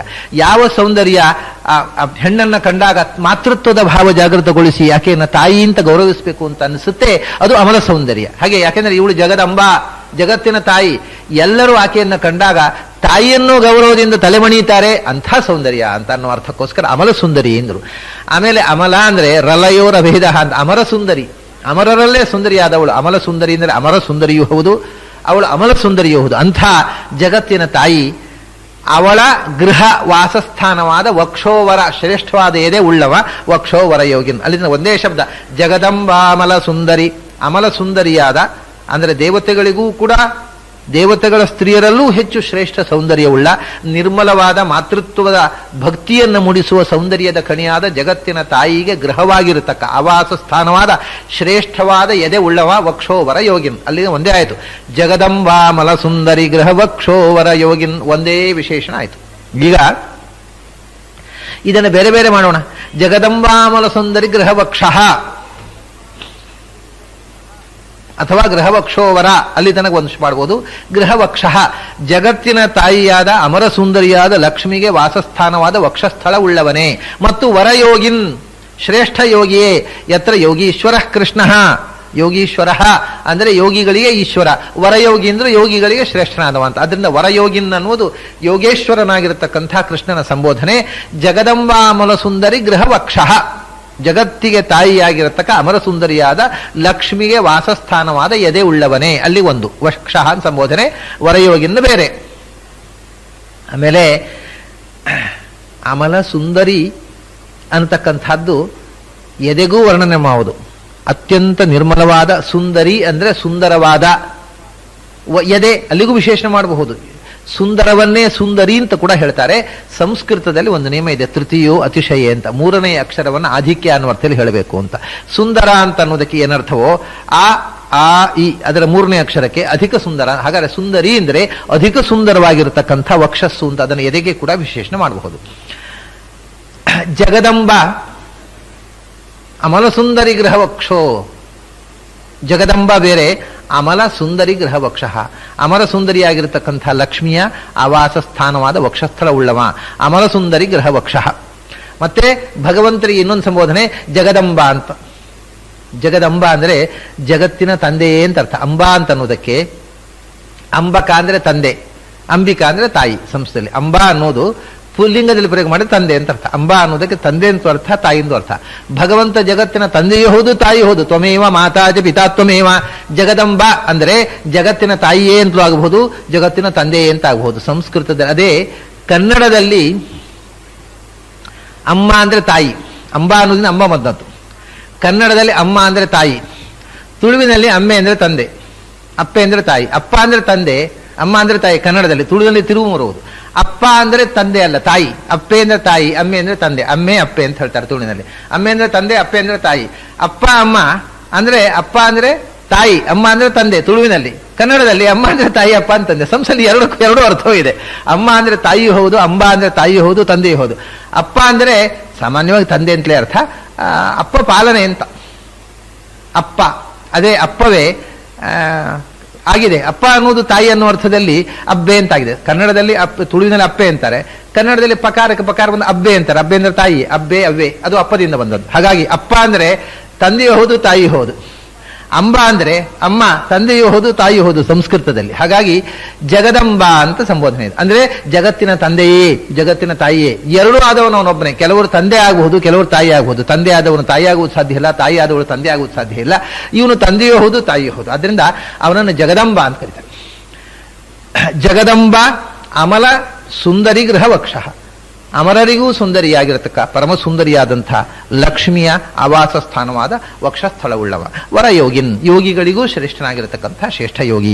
ಜಗದಂಬಾಮಲ ಸುಂದರಿ ಗೃಹವಕ್ಷೋ ವರಯೋಗಿನ್. ಕರುಣಾಪೂರ್ಣ ವರಪ್ರದ ಚರಿತಂ ಜ್ಞಾಪಯಮೇತೆ. ಆಮೇಲೆ ದಿತಿಜಾಂತ ಪ್ರದ ಚಕ್ರಧರ ಗದಾ ಯುಗ್ವರ ಬಾಹೋ ಕರುಣಾಪೂರ್ಣ ವರಪ್ರದ ಚರಿತಂ ಜ್ಞಾಪಯಮೇತೆ. ಎದೆಯ ವರ್ಣನೆ ಆದ್ಮೇಲೆ ಭಗವಂತನ ತೋಳುಗಳ ವರ್ಣನೆ ಮಾಡ್ತಾರೆ. ದಿತಿಜಾಂತ ಪ್ರದ ಇದು ಇಡೀ ಒಂದು ಪೂರ್ವಾರ್ಧ ಪೂರ್ತಿ ಒಂದೇ ನಾಮವಾಗಿ ಅರ್ಥ ಮಾಡುವಂತಹದ್ದು ಪ್ರಸಿದ್ಧವಾದ್ದು. ದಿತಿಜಾಂತ ಪ್ರದ, ದಿತಿಜರು ಅಂದ್ರೆ ದೈತ್ಯರು, ಅವರಿಗೆ ಅಂತ ಅಂದ್ರೆ ನಾಶವನ್ನ, ಪ್ರದ ಕೊಡುವಂಥದ್ದು, ನಾಶಪ್ರದವಾದ. ದಿತಿಜಾಂತ ಪ್ರದ, ದೈತ್ಯರನ್ನು ನಾಶ ಮಾಡತಕ್ಕ ಯಾವುದು? ದಿತಿಜಾಂತ ಪ್ರದ ಚಕ್ರ ದರ ಗದಾ ಯುಗ್ವರ ಬಾಹೋ. ಅಂಥ ಚಕ್ರ ದರ ಗದಾ, ಚಕ್ರ ಶಂಖ ಮತ್ತು ಗದೆ. ಇಲ್ಲಿ ದೈತ್ಯ ಸಂಹಾರಕವಾದ ಆಯುಧವನ್ನು ಹೇಳಿದ್ದರಿಂದ ಪದ್ಮವನ್ನು ಹೇಳಲಿಲ್ಲ. ಪದ್ಮದಿಂದ ಸಂಹಾರ ಮಾಡುವುದಿಲ್ಲ, ಶಂಖದಿಂದ ಸಂಹಾರ ಮಾಡ್ತಾರೇನೋ ಅಂತ ನೀವು ಕೇಳಬಹುದು. ಶಂಖವು ಶತ್ರು ಸಂಹಾರಕವೇ. ಯಾಕೆಂದ್ರೆ ಶಂಖನಾದದಿಂದಲೇ ದೈತ್ಯರ ಎದೆ ಒಡೆದು ಹೋಯಿತು, ದೈತ್ಯ ಸ್ತ್ರೀಯರ ಗರ್ಭ ನಿರ್ಭೇದ ಆಯಿತು ಅಂತ ಶಂಖಂ ಚಂದ್ರಾರ್ಕ ದೈವತ್ಯಂನಲ್ಲಿ. ಅದರಿಂದ ಶಂಖದ ನಾದ ಅನ್ನುವುದೇ ದೈತ್ಯರ ನಾಶಕ್ಕೆ ಕಾರಣ. ಅದು ಓಂಕಾರದ ನಾದ, ದೇವತೆಗಳಿಗೆ ಸಂತೋಷ ಕೊಡ್ತಕ್ಕಂಥದ್ದು, ಆಸುರಿ ಶಕ್ತಿಗಳಿಗೆ ದುಃಖವನ್ನು ಕೊಡ್ತಕ್ಕಂಥದ್ದು. ಯಾವ ಮನೆಯಲ್ಲಿ ಶಂಖನಾದ ಕೇಳುತ್ತೆ, ಆ ಶಂಖನಾದ ಮನೆಯ ಕಾಂಪೌಂಡಿನ ಎಷ್ಟು ಸುತ್ತು ಕೇಳುತ್ತೋ ಅಷ್ಟು ದೂರದಲ್ಲಿ ರಾತ್ರಿ ಹೊತ್ತು ಭೂತ ಪ್ರೇತಗಳು ಸಂಚರಿಸುವುದಿಲ್ಲ ಅನ್ನೋದಕ್ಕೋಸ್ಕರ ಸಂಜೆ ಹೊತ್ತು ಶಂಖ ಊದುವ ಸಂಪ್ರದಾಯ ನಮ್ಮಲ್ಲಿ. ಅದರಿಂದ ಅದು ಅಸುರರಿಗೆ ಎದೆ ನಡುಗಿಸುವಂತಹ ನಾದ. ಅದನ್ನು ಶಂಖವು ಅಸುರ ಸಂಹಾರಕ. ದಿತಿಜಾಂತ ಪ್ರದ ಚಕ್ರ ದರ ಗದಾ ಯುಕ್. ಚಕ್ರ ದರ, ದರ ಅಂದ್ರೆ ಶಂಖ, ಚಕ್ರ ಶಂಖ ಗದೆಗಳನ್ನ, ಶತ್ರುಗಳನ್ನ, ದೈತ್ಯರನ್ನು ಸಂಹಾರ ಮಾಡತಕ್ಕ ಚಕ್ರಶಂಖ ಗದೆಗಳನ್ನ ಕೈಯಲ್ಲಿ ಹಿಡಿದವ. ಪದ್ಮವನ್ನು ಬಿಟ್ರು, ಯಾಕೆಂದ್ರೆ ಅದು ದಿತಿಜಾಂತ ಪ್ರದ ಅಲ್ಲ. ಅಂಥ ವರಬಾಹೋ, ಶ್ರೇಷ್ಠವಾದಂಥ ತೋಳುಗಳುಳ್ಳವನೇ. ದಿತಿಜಾಂತ ಪ್ರದ ಚಕ್ರ ದರಗದಾಯುಗ್ವರಬಾಹೋ. ದಿತಿಜಾಂತ ಪ್ರದ ಚಕ್ರ, ಇಲ್ಲಿಗೆ ನಿಲ್ಲಿಸಬಹುದು ಬೇಕಾದ್ರೆ. ದಿತಿಜಾಂತ ಪ್ರದ ಚಕ್ರ, ದೈತ್ಯರ ನಾಶವನ್ನು ಮಾಡತಕ್ಕಂಥ ಚಕ್ರವನ್ನು ಧರಿಸಿದವನೇ. ಅಥವಾ ದಿತಿಜಾಂತ ಪ್ರದವಾದ ಚಕ್ರದಿಂದ ಏನು ಮಾಡ್ತಾನೆ? ದರ, ದರ ಅಂದ್ರೆ ವಿದಾರಣ, ಶತ್ರುಗಳನ್ನು ಸಂಹಾರ ಮಾಡ್ತಕ್ಕಂಥ ದಿತಿಜಾಂತ ಪ್ರದ ಚಕ್ರದರ. ಅಥವಾ ದಿತಿಜಾಂತ ಪ್ರದ ಚಕ್ರದರ ಗದಾಯುಗ್ವರವಾಹೋ, ಚಕ್ರ ಶಂಖ ಗದಗಳನ್ನು ತೊಟ್ಟ ತೋಳುಗಳುಳ್ಳವನೇ. ಎಂಥವನು ನೀನು? ದಿತಿಜಾಂತ ಪ್ರದ, ದೈತ್ಯರ ನಾಶವನ್ನು ಮಾಡ್ತಕ್ಕವ. ಅಥವಾ ದಿತಿಜಾಂತ ಅಂದ್ರೆ ದೈತ್ಯರನ್ನು ಸಂಹಾರ ಮಾಡತಕ್ಕವನೇ. ಪ್ರದ, ಅಭೀಷ್ಟವನ್ನು ಪ್ರದಾನ ಮಾಡತಕ್ಕವನೇ. ಅದರಿಂದ ಶತ್ರು ಸಂಹಾರ ಮಾತ್ರವಲ್ಲ, ಚಕ್ರ ಅನ್ನೋದು ಧರ್ಮಚಕ್ರವೂ ಹೌದು. ಶತ್ರು ಸಂಹಾರ ಮಾಡತಕ್ಕವನು, ಅಭೀಷ್ಟ ಪ್ರದಾನ ಮಾಡತಕ್ಕಂಥವನು ಚಕ್ರ ಶಂಖ ಗದಾ. ಯಾಕೆಂದ್ರೆ ಚಕ್ರ ಅನ್ನೋದು ಧರ್ಮ, ಶಂಖ ಅನ್ನೋದು ಅರ್ಥ, ಗದಾ ಅನ್ನೋದು ಕಾಮ, ಪದ್ಮ ಅನ್ನೋದು ಮೋಕ್ಷ. ಅದರಿಂದ ಇಷ್ಟು ಅಭೀಷ್ಟ ಪ್ರದವೂ ಹೌದದು. ದಿತಿಜರ ಅಂತವನ್ನು ಸಂಹಾರ ಮಾಡತಕ್ಕಂಥದ್ದು ಹೌದು, ಅಭೀಷ್ಟವನ್ನು ಕೊಡತಕ್ಕಂಥದ್ದು ಹೌದು. ದಿತಿಜಾಂತ ಪ್ರದ ಚಕ್ರದರ, ಚಕ್ರದಿಂದ ಶತ್ರುಗಳನ್ನು ಧಾರಣೆ ಮಾಡತಕ್ಕವ. ಚಕ್ರದರ ಗದಾ ಯುಕ್, ಚಕ್ರ ಶಂಖ ಗದಗಳನ್ನು ಧರಿಸಿದ ಶ್ರೇಷ್ಠವಾದ ಬಾಹುವುಳ್ಳವನು. ಹೀಗೆ ದಿತಿಜಾಂತ ಪ್ರದ ಚಕ್ರದರ ಗದಾಯುಗ್ ವರಬಾಹೋ ಕರುಣಾಪೂರ್ಣ ವರಪ್ರದ ಚರಿತಂ ಜ್ಞಾಪಯಮೇತೆ. ನಿಖಿಲಾಘೌಘ ವಿನಾಶಕ ಪರಸೌಖ್ಯಪ್ರದ ದೃಷ್ಟೇ ಕರುಣಾಪೂರ್ಣ ವರಪ್ರದ ಚರಿತಂ ಜ್ಞಾಪಯಮೇತೆ. ನಿಖಿಲ ಅಘೌಘ ವಿನಾಶಕ, ಸಮಸ್ತ, ಅಘ ಅಂದ್ರೆ ಪಾಪ, ನಾವು ಮಾಡಿರ್ತಕ್ಕ ಸಮಸ್ತ ಪಾಪಗಳ, ಓಘ ಅಂದ್ರೆ ಸಮೂಹ, ಅವುಗಳನ್ನು ನಾಶ ಮಾಡತಕ್ಕವ ಅಂತ. ನಾವು ಮಾಡಿರತಕ್ಕ ಸಮಸ್ತ ಪಾಪಗಳ ಸಮೂಹವನ್ನ ಸಂಹಾರ ಮಾಡತಕ್ಕಂಥ ಶಕ್ತಿ ಭಗವಂತನಿಗೆ ಒಬ್ಬನಿಗೆ ಇರುವುದು. ಅದರಿಂದ ಅವನು ನಿಖಿಲಾಘೌಘ ವಿನಾಶಕ ಮತ್ತು ವಿನಾಶಕವಾದ ಒಂದೇ ಶಬ್ದ ನಿಖಿಲ ಅಘೌಘಗಳನ್ನು ಪರಿಹಾರ ಮಾಡತಕ್ಕಂಥದ್ದು ಮತ್ತು ಪರಸೌಖ್ಯಪ್ರದ ಪರಸೌಖ್ಯ ಮುಕ್ತಿಯ ನಿತ್ಯರು ಆನಂದವನ್ನ ನಿಜಾನಂದವನ್ನ ಕೊಡತಕ್ಕಂಥದ್ದು ಯಾವುದು ಅಂದರೆ ಭಗವಂತನ ಕೃಪಾದೃಷ್ಟಿಯಿಂದರು. ದೃಷ್ಟಿ ಅದು ನಿಖಿಲಾಘೌಘ ವಿನಾಶಕ, ಎಲ್ಲ ಪಾಪಗಳನ್ನು ಸಂಸಾರಕ್ಕೆ ಕಾರಣವಾದ ಸಮಸ್ತ ಪಾಪಗಳನ್ನು ನಾಶ ಮಾಡಿ ಪೂರ್ಣ ಆನಂದವನ್ನು ಮೋಕ್ಷದ ಪೂರ್ಣಾನಂದವನ್ನು ಕೊಡತಕ್ಕ ದೃಷ್ಟಿ ಉಳ್ಳವನು ಭಗವಂತ. ಕಣ್ತೆರೆದು ನೋಡಿಬಿಟ್ರೆ ಸಾಕು ಎಲ್ಲ ಪಾಪಗಳು ಪರಿಹಾರ ಮತ್ತು ನಿತ್ಯಾನಂದದ ಆವಿರ್ಭಾವ ಅಂತ. ಪರಸೌಖ್ಯಪ್ರದ ದೃಷ್ಟೇ ಇದು ಒಂದು. ಇದನ್ನು ಬೇರೆ ಮಾಡಬಹುದು. ಈಗ ದೃಷ್ಟೇ ಅಂತ ಬೇರೆ. ದೃಷ್ಟೇ ಅಂದರೆ ಭಗವತಿ ದೃಷ್ಟೇ ಸತಿ, ಭಗವಂತ ದೃಷ್ಟ ಅಂದ್ರೆ ದರ್ಶನ. ಭಗವಂತನ ದರ್ಶನವಾದಾಗ ಸಾಕ್ಷಾತ್ಕಾರವಾದಾಗ ಏನಾಗತ್ತೆ, ಅವನು ನಿಖಿಲಾಘೌಘ ವಿನಾಶಕ, ಸಮಸ್ತ ಪಾಪಗಳನ್ನು ಪರಿಹರಿಸುತ್ತಾನೆ ಮತ್ತು ಪರಸೌಖ್ಯಪ್ರದ ಪೂರ್ಣ ಆನಂದವನ್ನು ಕೊಡುತ್ತಾನೆ. ಯಾವಾಗ ದೃಷ್ಟೇ ತಸ್ಮಿನ್ ದೃಷ್ಟೇ ಪರಾವರೇ ಭಿದ್ಯತೆ ಹೃದಯ ಗ್ರಂಥಿ ಛಿದ್ಯಂತೆ ಸರ್ವ ಸಂಶಯಾ ಕ್ಷೀಯಂತೆ ಚಾಸ್ಯ ಕರ್ಮಾಣಿ ತಸ್ಮಿನ್ ದೃಷ್ಟೇ ಅಖಿಲ ಪರಾವರೇ ದೃಷ್ಟೇ ಅನ್ನೋತಕ್ಕಂಥದ್ದು ವೇದದಲ್ಲಿ ಬಂದಿರತಕ್ಕಂಥದ್ದು. ಭಗವಂತನು ದೃಷ್ಟನಾದಾಗ, ಯಾರ ದರ್ಶನವಾದಾಗ ಎಲ್ಲ ಪಾಪಗಳು ಪರಿಹಾರವಾಗಿ ನಿತ್ಯಾನಂದ ಅಭಿವ್ಯಕ್ತವಾಗುತ್ತೋ ಅಂಥವನು ತ್ವಯಿ ದೃಷ್ಟೇ, ನಿನ್ನ ದರ್ಶನವಾದಾಗ ನೀನು ನಿಖಿಲಾಘೌಘ ವಿನಾಶಕ ಮತ್ತು ಪರಸೌಖ್ಯಪ್ರದ. ಈಗ ಮೊದಲು ಕಣ್ಣಿನ ವರ್ಣನೆಯಾಗಿದ್ದಾಗ ನಿಖಿಲಾಘೌಘ ವಿನಾಶಕ ಪರಸೌಖ್ಯಪ್ರದವಾದ ದೃಷ್ಟಿ ಉಳ್ಳವಂತ ಒಂದೇ ಶಬ್ದ ಆಯಿತು. ಈಗ 3 ಶಬ್ದ ಆಯಿತು. ದೃಷ್ಟೇ ಭಗವಂತನ ಸಾಕ್ಷಾತ್ಕಾರವಾದಾಗ ಅವನು ನಿಖಿಲಾಘೌಘ ವಿನಾಶಕ, ಎಲ್ಲ ಪಾಪಗಳನ್ನು ಪರಿಹರಿಸುವವ ಮತ್ತು ಪರಸೌಖ್ಯಪ್ರದ ಪೂರ್ಣಾನಂದವನ್ನು ಕೊಡ್ತಕ್ಕವ. ಹೀಗೆ ಭಗವಂತನ ಪಾದದಿಂದ ಕಣ್ಣಿನ ತನಕ. ಅದು ಬಿಟ್ಟು ಹೋಯ್ತಾ ಮುಖದ ವರ್ಣ. ಪರಮಜ್ಞಾನ ಮಹಾನಿಧಿ ವದನ ಶ್ರೀರಮಣೆಂದು ಆ ಆಯುಧಗಳ ವರ್ಣನೆ ಆದಮೇಲೆ ಮುಖದ ವರ್ಣನೆ, ಮುಖದಲ್ಲಿ ಕಣ್ಣಿನ ವರ್ಣನೆ ಇದೆ. ಒಂದು ಲೈನ್, ಪರಮಜ್ಞಾನ ಮಹಾನಿಧಿ ವದನ ಶ್ರೀರಮಣೆಂದು. ಅವನ ಮುಖ ಹೇಗಿದೆ ಅಂದರೆ ಪರಮಜ್ಞಾನ ಮಹಾನಿಧಿ, ಎಲ್ಲ ಜ್ಞಾನಗಳ ಒಂದು ನಿಧಿ, ಕೊಪ್ಪರಿಗೆ ಅದು ಪರಮಜ್ಞಾನ, ಶ್ರೇಷ್ಠವಾದ ಎಲ್ಲ ಜ್ಞಾನಗಳಿಗೆ ಮಹಾನಿಧಿ, ಶ್ರೇಷ್ಠವಾದ ನಿಧಾನ ಸ್ಥಾನ, ಕೊಪ್ಪರಿಗೆ ನೆಲೆಮನೆಯಾಗಿರತಕ್ಕ ವದನ ಅನ್ನತಕ್ಕಂಥ ಶ್ರೀರಮಣ ಇಂದು ಅಂತ. ವದನ ಅನ್ನುವ ಚಂದ್ರ, ಅದು ಎಂಥ ಚಂದ್ರ ಅಂದ್ರೆ ಶ್ರೀರಮಣ, ಲಕ್ಷ್ಮಿಗೆ ಆನಂದವನ್ನು ಕೊಡ್ತಕ್ಕ ಚಂದ್ರ ಅಂತ. ಜ್ಞಾನಗಳಿಗೆ ನಿಧಿಯಾದ ಲಕ್ಷ್ಮಿಗೆ ಆನಂದವನ್ನು ಕೊಡ್ತಕ್ಕ ಮುಖ ಅನ್ನುವ ಚಂದ್ರ ಉಳ್ಳವನೇ ಅಂತ. ಇದು ಒಂದೇ ಅದು ಪರಮಜ್ಞಾನ ಮಹಾನಿಧಿ ವದನ ಶ್ರೀರಮಣೆಂದೋ. ಇದನ್ನು ಬೇರೆ ಬೇರೆ ಮಾಡೋಣ. ಈಗ ಪರಮಜ್ಞಾನ ಮಹಾನಿಧಿ ವದನ, ಪರಮಜ್ಞಾನಕ್ಕೆ ನಿಧಿಯಾದ ಮುಖವುಳ್ಳವ, ಸಮಸ್ತ ಜ್ಞಾನಗಳ ನೆಲೆಯಾದ ವದನಾರವಿಂದ ಉಳ್ಳವ, ಅದಾಯಿತು. ಶ್ರೀರಮಣ ಅನ್ನುವುದು ಬೇರೆ, ಲಕ್ಷ್ಮೀಯ ರಮಣನೆ. ಮತ್ತು ಇಂದೋ ಅನ್ನೋದು ಒಂದು ಸಂಬೋಧನೆ. ಇಂದೋ ಅಂದರೆ ಇಂದುಹು ಇಷ್ಟಪ್ರದಾನಾತ್ ಸಹ ಅಂತ ಆಚಾರ್ಯರು ಉಪನಿಷದ್ ಭಾಷ್ಯದಲ್ಲಿ ಇದಕ್ಕೆ ಹೀಗೆ ಅರ್ಥ ಬರೆದಿದ್ದಾರೆ. ಇಂದು ಅಂದರೆ ಭಗವಂತನಿಗೆ ಹೆಸರು. ಇಂದ್ರ ಎಂದೋ ಪರಿಶ್ರವ ಅಂತ ಪೌಮಾನದಲ್ಲಿ ಬರ್ತದೆ. ಇಂದು ಅಂತ ದೇವರಿಗೆ ಸಂಬೋಧನೆ. ಅದಕ್ಕೆ ಏನು ಅರ್ಥ ಬರೀತಾರೆ ಆಚಾರ್ಯ ಅಂದ್ರೆ ಇಂದು ಅಂತ ದೇವರಿಗೆ ಹೆಸರಂತೆ. ಯಾಕೆ ಇಂದು ಅಂದರೆ ಇಂ ಅಂದರೆ ನಮ್ಮ ಅಭೀಷ್ಟವನ್ನು, ದು ಅಂದರೆ ಕೊಡುವವ ಅಂತ. ಅನ್ನ ಸರ್ವಾಭೀಷ್ಟ ಪ್ರದನೆ ಅಂತ ಅರ್ಥ ಇಂದೋ ಅಂದರೆ. ಅವನು ಇಂದು, ಅವನು ಶ್ರೀರಮಣ, ಲಕ್ಷ್ಮಿಗೆ ಆನಂದವನ್ನು ಕೊಟ್ಟವ, ಪರಮಜ್ಞಾನ ಮಹಾನಿಧಿ ವದನ. ಪರಮಜ್ಞಾನ ಮಹಾನಿಧಿವತ್ ಅನಶ್ರೀರಮಣೆಂದೋ ಇನ್ನೊಂದು ರೀತಿ ಪದಚ್ಛೇದ ಇದು. ಅನಶ್ರೀ, ಅನ ಅಂದ್ರೆ ಪ್ರಾಣದೇವರು, ಶ್ರೀ ಅಂದ್ರೆ ಲಕ್ಷ್ಮಿ. ಪ್ರಾಣದೇವರಿಗೂ ಶ್ರೀ ಪ್ರಾಣನಾಥಾಯ ನಮಸ್ಕರೋಮಿ ಅಂತ ಮಧ್ವದಲ್ಲಿ ನಾರಾಯಣ ಪಂಡಿತಾಚಾರ್ಯ ಹೇಳಿದಾಗೆ ಅನನಿಗೆ ಶ್ರೀಗೆ ಆನಂದವನ್ನು ಕೊಡ್ತಕ್ಕವ ಅನಶ್ರೀರಮಣ, ಇಷ್ಟಪ್ರದಾನವನ್ನು ಮಾಡತಕ್ಕವ ಇಂದು, ಅನಶ್ರೀರಮಣ ಇಂದು. ಪರಮಜ್ಞಾನ ಪೂರ್ಣಜ್ಞಾನ ಸ್ವರೂಪ ಮತ್ತು ಮಹಾನಿಧಿವತ್ ಜ್ಞಾನಿಗಳಿಗೆ, ಪರಮಜ್ಞಾನಿಗಳಿಗೆ ಇವನು ಎಂಥವನು ಅಂದರೆ ಮಹಾನಿಧಿವತ್, ದೇವತೆಗಳಿಗೆ ಜ್ಞಾನಿಗಳಿಗೆ ಇವನು ದೊಡ್ಡ ಕೊಪ್ಪರಿಗೆಯಂತೆ. ಮಹಾನಿಧಿವತ್, ಮಹಾನಿಧಿವತ್, ಮಹಾನಿಧಿಯಿಂದ ದೊಡ್ಡ ಕೊಪ್ಪರಿಗೆ. ಭಗವಂತ ಜ್ಞಾನಿಗಳಿಗೆ ಒಂದು ದೊಡ್ಡ ಕೊಪ್ಪರಿಗೆ ಎಂತೆ. ಅದೇ ಕೊಪ್ಪರಿಗೆ, ಬೇರೆ ಕೊಪ್ಪರಿಗೆ, ದುಡ್ಡಿನ ರಾಶಿಯ ಕೊಪ್ಪರಿಗೆ ಸಿಕ್ಕಿದರೆ ಜ್ಞಾನಿಗಳಿಗೆ ಇಷ್ಟು ಸಂತೋಷ ಆಗುವುದಿಲ್ಲ. ಮಹಾನಿಧಿಯಂತೆ ಜ್ಞಾನಿಗಳಿಗೆ ಇರತಕ್ಕವನೇ, ಪರಮಜ್ಞಾನ ಸ್ವರೂಪನೇ, ಅನಶ್ರೀರಮಣ, ಪ್ರಾಣದೇವರಿಗೂ ಲಕ್ಷ್ಮಿಗೂ ರಮಣನೇ ಮತ್ತು ಇಂದೋ ಇಷ್ಟಪ್ರದನಾಗಿರತಕ್ಕಂಥ ಭಗವಂತನೇ. ಕರುಣಾಪೂರ್ಣ ವರಪ್ರದ ಚರಿತಂ ಜ್ಞಾಪಯ ಮೇತೆ. ಆಮೇಲೆ ಲೈನನ್ನು ನಾವು ನೋಡಿದ್ದೇವೆ ಈಗಲೇ. ನಿಖಿಲ ಅಘೌಘ ವಿನಾಶಕ ಪರಸೌಖ್ಯ ಪ್ರದ ದೃಷ್ಟೇ ಕರುಣಾಪೂರ್ಣ ವರಪ್ರದ ಚರಿತಂ ಜ್ಞಾಪಯ ಮೇತೆ.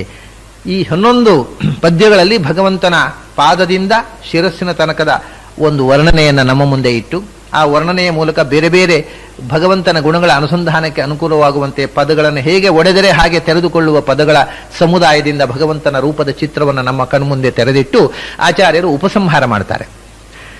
ಪರಮಾನಂದ ಸುತೀರ್ಥ ಸುಮುನಿರಾಜೋ ಹರಿಗಾಥಾಂ ಕೃತವಾನ್ ನಿತ್ಯಚಿದಾತ್ಮಕ ಪರಮಾನಂದ ಪದೈಷಿನ್. ಇದನ್ನ ಆಚಾರ್ಯರು ಹೇಳ್ತಾರೆ, ನಾನು ಇದನ್ನ ರಚನೆ ಮಾಡಿದೆ. ಪರಮಾನಂದ ಯಾರು ಅಂದ್ರೆ ತನ್ನ ಮುಂದೆ ಹೇಳ್ತಾರೆ, ಪರಮಾನಂದ ಸುತೀರ್ಥ ಸುಮುನಿರಾಜ ಅಂತ.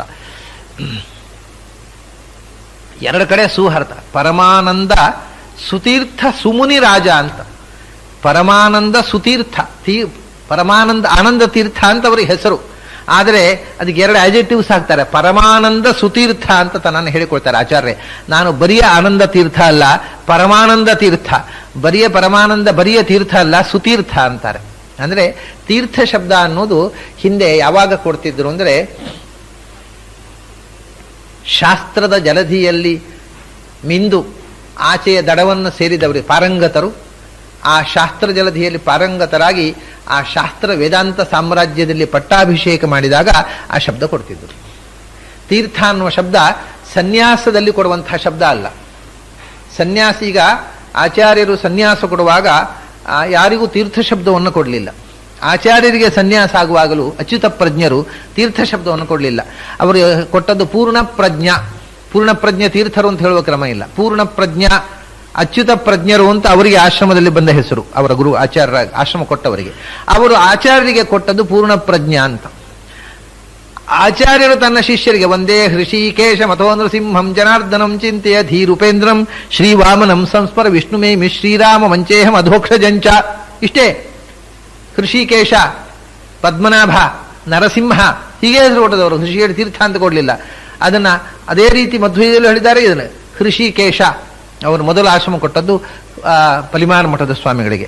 ಅವರಿಗೆ ಹೃಷಿಕೇಶ ಅಂತ ಹೆಸರಿಟ್ಟು, ಹೃಷಿಕೇಶ ತೀರ್ಥ ಅಲ್ಲ. ಅದರ ನಂತರ ಆಶ್ರಮ ಕೊಟ್ಟದ್ದು ಪದ್ಮನಾಭ ತೀರ್ಥರಿಗೆ. ಅವರಿಗೆ ಪದ್ಮನಾಭ ಅಂತ ಹೆಸರು ಕೊಟ್ಟರು. ಎರಡನೇ ಶಿಷ್ಯ ಅವರು. 3ನೇ ಶಿಷ್ಯ ಅವರಿಗೆ ನರಸಿಂಹ ತೀರ್ಥರು ಅಂತ ಉಡುಪಿಯಲ್ಲಿ ಪ್ರಸಿದ್ಧರಾಗಿರತಕ್ಕಂಥ ನರಹರಿ ತೀರ್ಥರು. ಅವರನ್ನು ನರಹರಿ ತೀರ್ಥರು ಅಂತ ಮತ್ತೆ ಆದದ್ದು. ಅವರಿಗೆ ನರಹರಿ ಅಂತ ಹೆಸರು ಕೊಟ್ಟರು. ಅವರು ಮೊದಲು ಅಧಮಾನ ಮಠದ ಯತಿಗಳಾಗಿದ್ದರು, ಆಮೇಲೆ ಉತ್ತರಾದಿ ಮಠದ ಯತಿಗಳಾಗಿದ್ದರು. ಒಬ್ಬರೇ 2 ಮಠದ ಆಧಿಪತ್ಯವನ್ನು ನೋಡಿದ್ರು. ಅವರು 3ನೇ ಯತಿಗಳು, 3ನೇ ಶಿಷ್ಯ. ಹೃಷಿಕೇಶ, ಪದ್ಮನಾಭ, ನರಹರಿ. ಒಂದೇ ಹೃಷಿಕೇಶ ಮಥೋ ನೃಸಿಂಹಂ. ಜನಾರ್ದನ ತೀರ್ಥ ಅಲ್ಲ, ಅವರೇ ಕೃಷ್ಣಾಪುರ ಮಠದ ಮೂಲಯತಿಗಳು. ಉಪೇಂದ್ರ ಪುತ್ತಿಗೆ ಮಠದ ಮೂಲಯತಿಗಳು. ಶ್ರೀ ವಾಮನಂ ಸಂಸ್ಮರ, ವಾಮನ ಅಂದರೆ ಶಿರೂರು ಮಠದವರು. ವಿಷ್ಣು ಸೋದೆ ಮಠ. ಆಮೇಲೆ ಶ್ರೀರಾಮ ಮಂಚೇಹಂ ಅಧೋಕ್ಷಜಂಚ. ರಾಮ ಅಂತಂದ್ರೆ ಕಾಣೀರು ಮಠದ ಮೂಲಯತಿಗಳು, ಅಧೋಕ್ಷಜ ಪೇಜಾವರ ಮಠದ ಮೂಲಯತಿಗಳು. ಹೀಗೆ ಅವರಿಗೆ 9 ಜನ ಶಿಷ್ಯರಿದ್ದದ್ದು, ಸನ್ಯಾಸಿ ಶಿಷ್ಯರು. ಹೃಷಿಕೇಶ, ಪದ್ಮನಾಭ, ನರಹರಿ, ಜನಾರ್ದನ, ಉಪೇಂದ್ರ, ವಾಮನ, ವಿಷ್ಣು, ರಾಮ, ಅಧೋಕ್ಷಜ. 9 ಜನ ಸನ್ಯಾಸಿ ಶಿಷ್ಯರಿದ್ದದ್ದು. ಇವರಿಂದ ಮತ್ತೆ ಅನೇಕ ಮಂದಿ ಶಿಷ್ಯರು ಬೆಳ್ಕೊಂಡು ಬಂದು ಮಠಗಳ ಭೇದ ಆಯಿತು. ಇವರೆಲ್ಲರಿಗೂ ತೀರ್ಥನಾಮ ಕೊಟ್ಟಿಲ್ಲ ಅವರು. ತೀರ್ಥ ಅಂತ ಅನ್ನೋ ಶಬ್ದ ಅವರಿಗೆ ಮಠಾಧಿಪತಿಯಾಗಿ ಪಟ್ಟಾಭಿಷೇಕ ಆದಾಗ ಬರತಕ್ಕಂಥದ್ದು. ಸನ್ಯಾಸ ಆದಾಗ ಬರೇ ಹೆಸರು.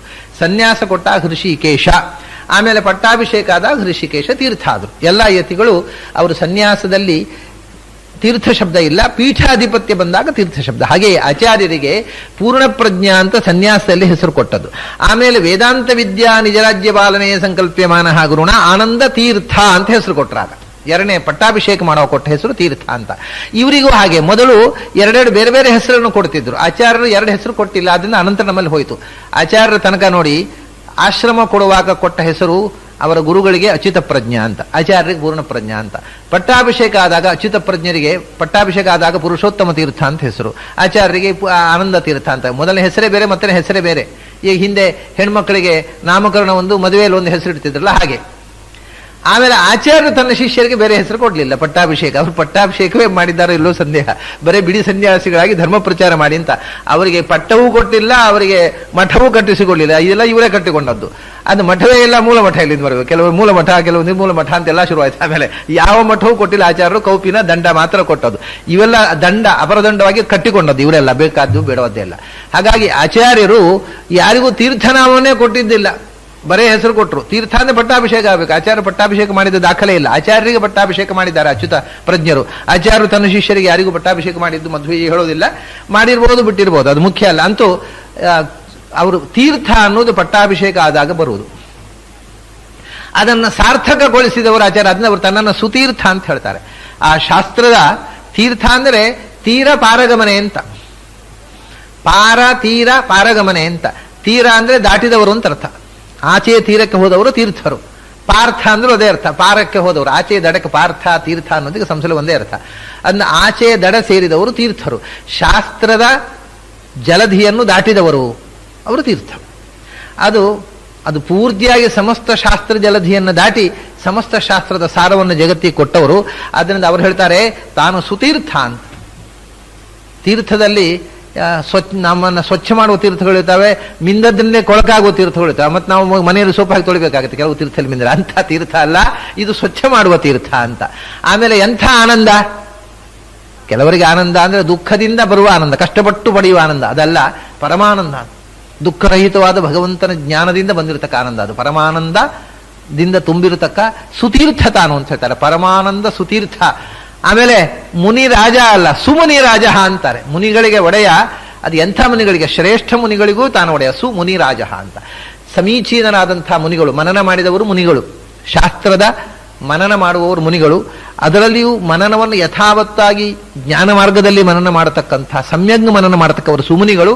ಅಂಥ ಯಥಾರ್ಥವಾದ ಶಾಸ್ತ್ರ ಮನನ ಮಾಡಿದವರಿಗೆಲ್ಲ ರಾಜನಾಗಿರತಕ್ಕವ ತಾನು ಅಂತಾರೆ. ಪರಮಾನಂದ ಸುತೀರ್ಥ ಸುಮುನಿರಾಜ ಹರಿಗಾಥಾಂ ಕೃತವಾನ್. ಈ ಹರಿಯ ಗಾಥೆಯನ್ನು, ಗಾಥಾ ಅಂದರೆ ನಾವು ಹೇಳ್ತೇವಲ್ಲ ಹಾಡುಗಬ್ಬ ಅಂತ, ಅದಕ್ಕೆ ಗಾಥಾ ಅಂತಾರೆ. ಗಾಥಾ ಅಂದರೆ ಹಾಡುಗಬ್ಬ. ಭಗವಂತನ ಹಾಡುಗಬ್ಬವನ್ನು ಅಂದರೆ ಸಂಗೀತಬದ್ಧವಾಗಿ ಹಾಡಲಿಕ್ಕೆ, ಲಯಬದ್ಧವಾಗಿ ಗಾನ ಮಾಡಲಿಕ್ಕೆ ಬರತಕ್ಕಂಥ ಭಗವಂತನ ಈ ಹಾಡುಗಬ್ಬವನ್ನು ನಾನು ರಚಿಸಿದೆ ಅಂತಾರೆ. ಯಾಕೆ ರಚಿಸಿದೆ? ಹರಿಗಾಥಾಂ ಕೃತವಾನ್ ನಿತ್ಯ ಸುಪೂರ್ಣಕ ಪರಮಾನಂದ ಪದೇಶಿನ್. ನಿತ್ಯ ಸುಪೂರ್ಣಕ ಪರಮಾನಂದ ಪದೇಶಿನ್. ಪರಮಾನಂದ ಪದೈಷಿ ಅಂತ ಈಗ ಪ್ರಚಲಿತವಾದ ಪಾಠ. ಪರಮಾನಂದ ಪದೈಷಿ ಅಂತ. ಪರಮ ಆನಂದ ರೂಪವಾಗಿರತಕ್ಕ ಭಗವಂತನ ವೈಕುಂಠ ಪದವಿಯನ್ನು ಬಯಸಿ ನಾನು ಬರದೆ ಅಂತ. ಆಚಾರ್ಯ ವೈಕುಂಠವನ್ನು ಯಾಕೆ ಬಯಸಬೇಕು? ಹಾಗಿದೆ ಈ ಪ್ರಿಂಟ್ ಆದದೆಲ್ಲ ಪರಮಾನಂದ ಪದೈಷಿ ಅಂದ್ರೆ ಆನಂದ ಪದವಿಯನ್ನು, ಭಗವಂತನ ಮೋಕ್ಷ ರೂಪವಾದ ಆನಂದ ಪದವಿಯನ್ನು ಬಯಸಿ ನಾನು ರಚಿಸಿದೆ ಅಂತ. ಆಚಾರ್ಯರ ವಚನಕ್ಕೆ ವಿರುದ್ಧ ಅದು. ಯಾಕೆಂದ್ರೆ ಆಚಾರ್ಯ ಅನುವ್ಯಾಖ್ಯಾನ ಹೇಳ್ತಾರೆ, ಏಕಾಂತಾನಾಂ ನ ಕಸ್ಸಿಚಿದರ್ಥೇ ನಾರಾಯಣೋ ದೇವ ಸರ್ವಮನ್ಯ ತದರ್ಥಕಂ. ಏಕಾಂತಾನಾಂ ನ ಕಸ್ಸಿಚಿದರ್ಥೇ ನಾರಾಯಣೋ ದೇವ. ಏಕಾಂತ ಭಕ್ತರಿಗೆ ಭಗವಂತನು ಇನ್ಯಾವುದಕ್ಕೋಸ್ಕರವೂ ಅಲ್ಲ. ಅವರು ಭಗವಂತನನ್ನು ಪ್ರೀತಿಸುವುದು ಮೋಕ್ಷಕ್ಕೋಸ್ಕರವೂ ಅಲ್ಲ. ಮೋಕ್ಷವನ್ನು ಅವರು ಬಯಸುವುದಿಲ್ಲ, ಅವರು ಭಗವಂತನನ್ನು ಮಾತ್ರ ಬಯಸ್ತಾರೆ ಅಂತ. ಹಾಗಿರುವಾಗ ನಾನು ಮೋಕ್ಷವನ್ನು ಬಯಸಿ ಈ ಗ್ರಂಥವನ್ನು ರಚಿಸಿದೆ ಅಂತ ಮಾಡಿದರೆ ಪ್ರಚಲಿತ ಪಾಠ ಎಷ್ಟು ಅಸಂಗತ. ಆಚಾರ್ಯರಿಗೆ ಮೋಕ್ಷದ ಆಸೆ ಇದೆ, ಆ ಮೋಕ್ಷದ ಬಯಕೆಯಿಂದ ಬರೆದ್ರು ಅಂತ. ಆದರೆ ಋಷಿಯರ್ತಿತ್ತರ ಪಾಠ ಮಾಡಿದ ಮೇಲೆ ಈ ಸಂಶಯ ಪರಿಹಾರ ಆಗೋದು. ಪರಮಾನಂದ ಪದೈಶಿನ್ ಅಂದರೆ ಮೋಕ್ಷವನ್ನು ಬಯಸುವವನೇ ನಿನಗಾಗಿ ಬರದೆ ಅಂತಾರೆ. ಪಶೇದೈಶಿನ್ ಸಂಬೋಧನೆ, ಪದೈಶಿ ಅಲ್ಲ. ಆ ಶಿ ಅನ್ನುವುದನ್ನು ಶಿನ್ ಅಂತ ಒಂದು ಅಕ್ಷರ ಹೆಚ್ಚಿ ಇರುವಂತಹ ಪ್ರಾಚೀನ ಪಾಠ ಒಂದು ಹೊಸ ಸಿದ್ಧಾಂತವನ್ನೇ ತೆರೆದೇ ಉಂಟು. ಎಂಥ ಪರಮಾನಂದ! ನಿತ್ಯ ಸುಪೂರ್ಣಕ ಪರಮಾನಂದ ಪದೇಶಿನ್. ನಿತ್ಯವೂ ಪೂರ್ಣವೂ ಆದ ಪರಮಾನಂದ.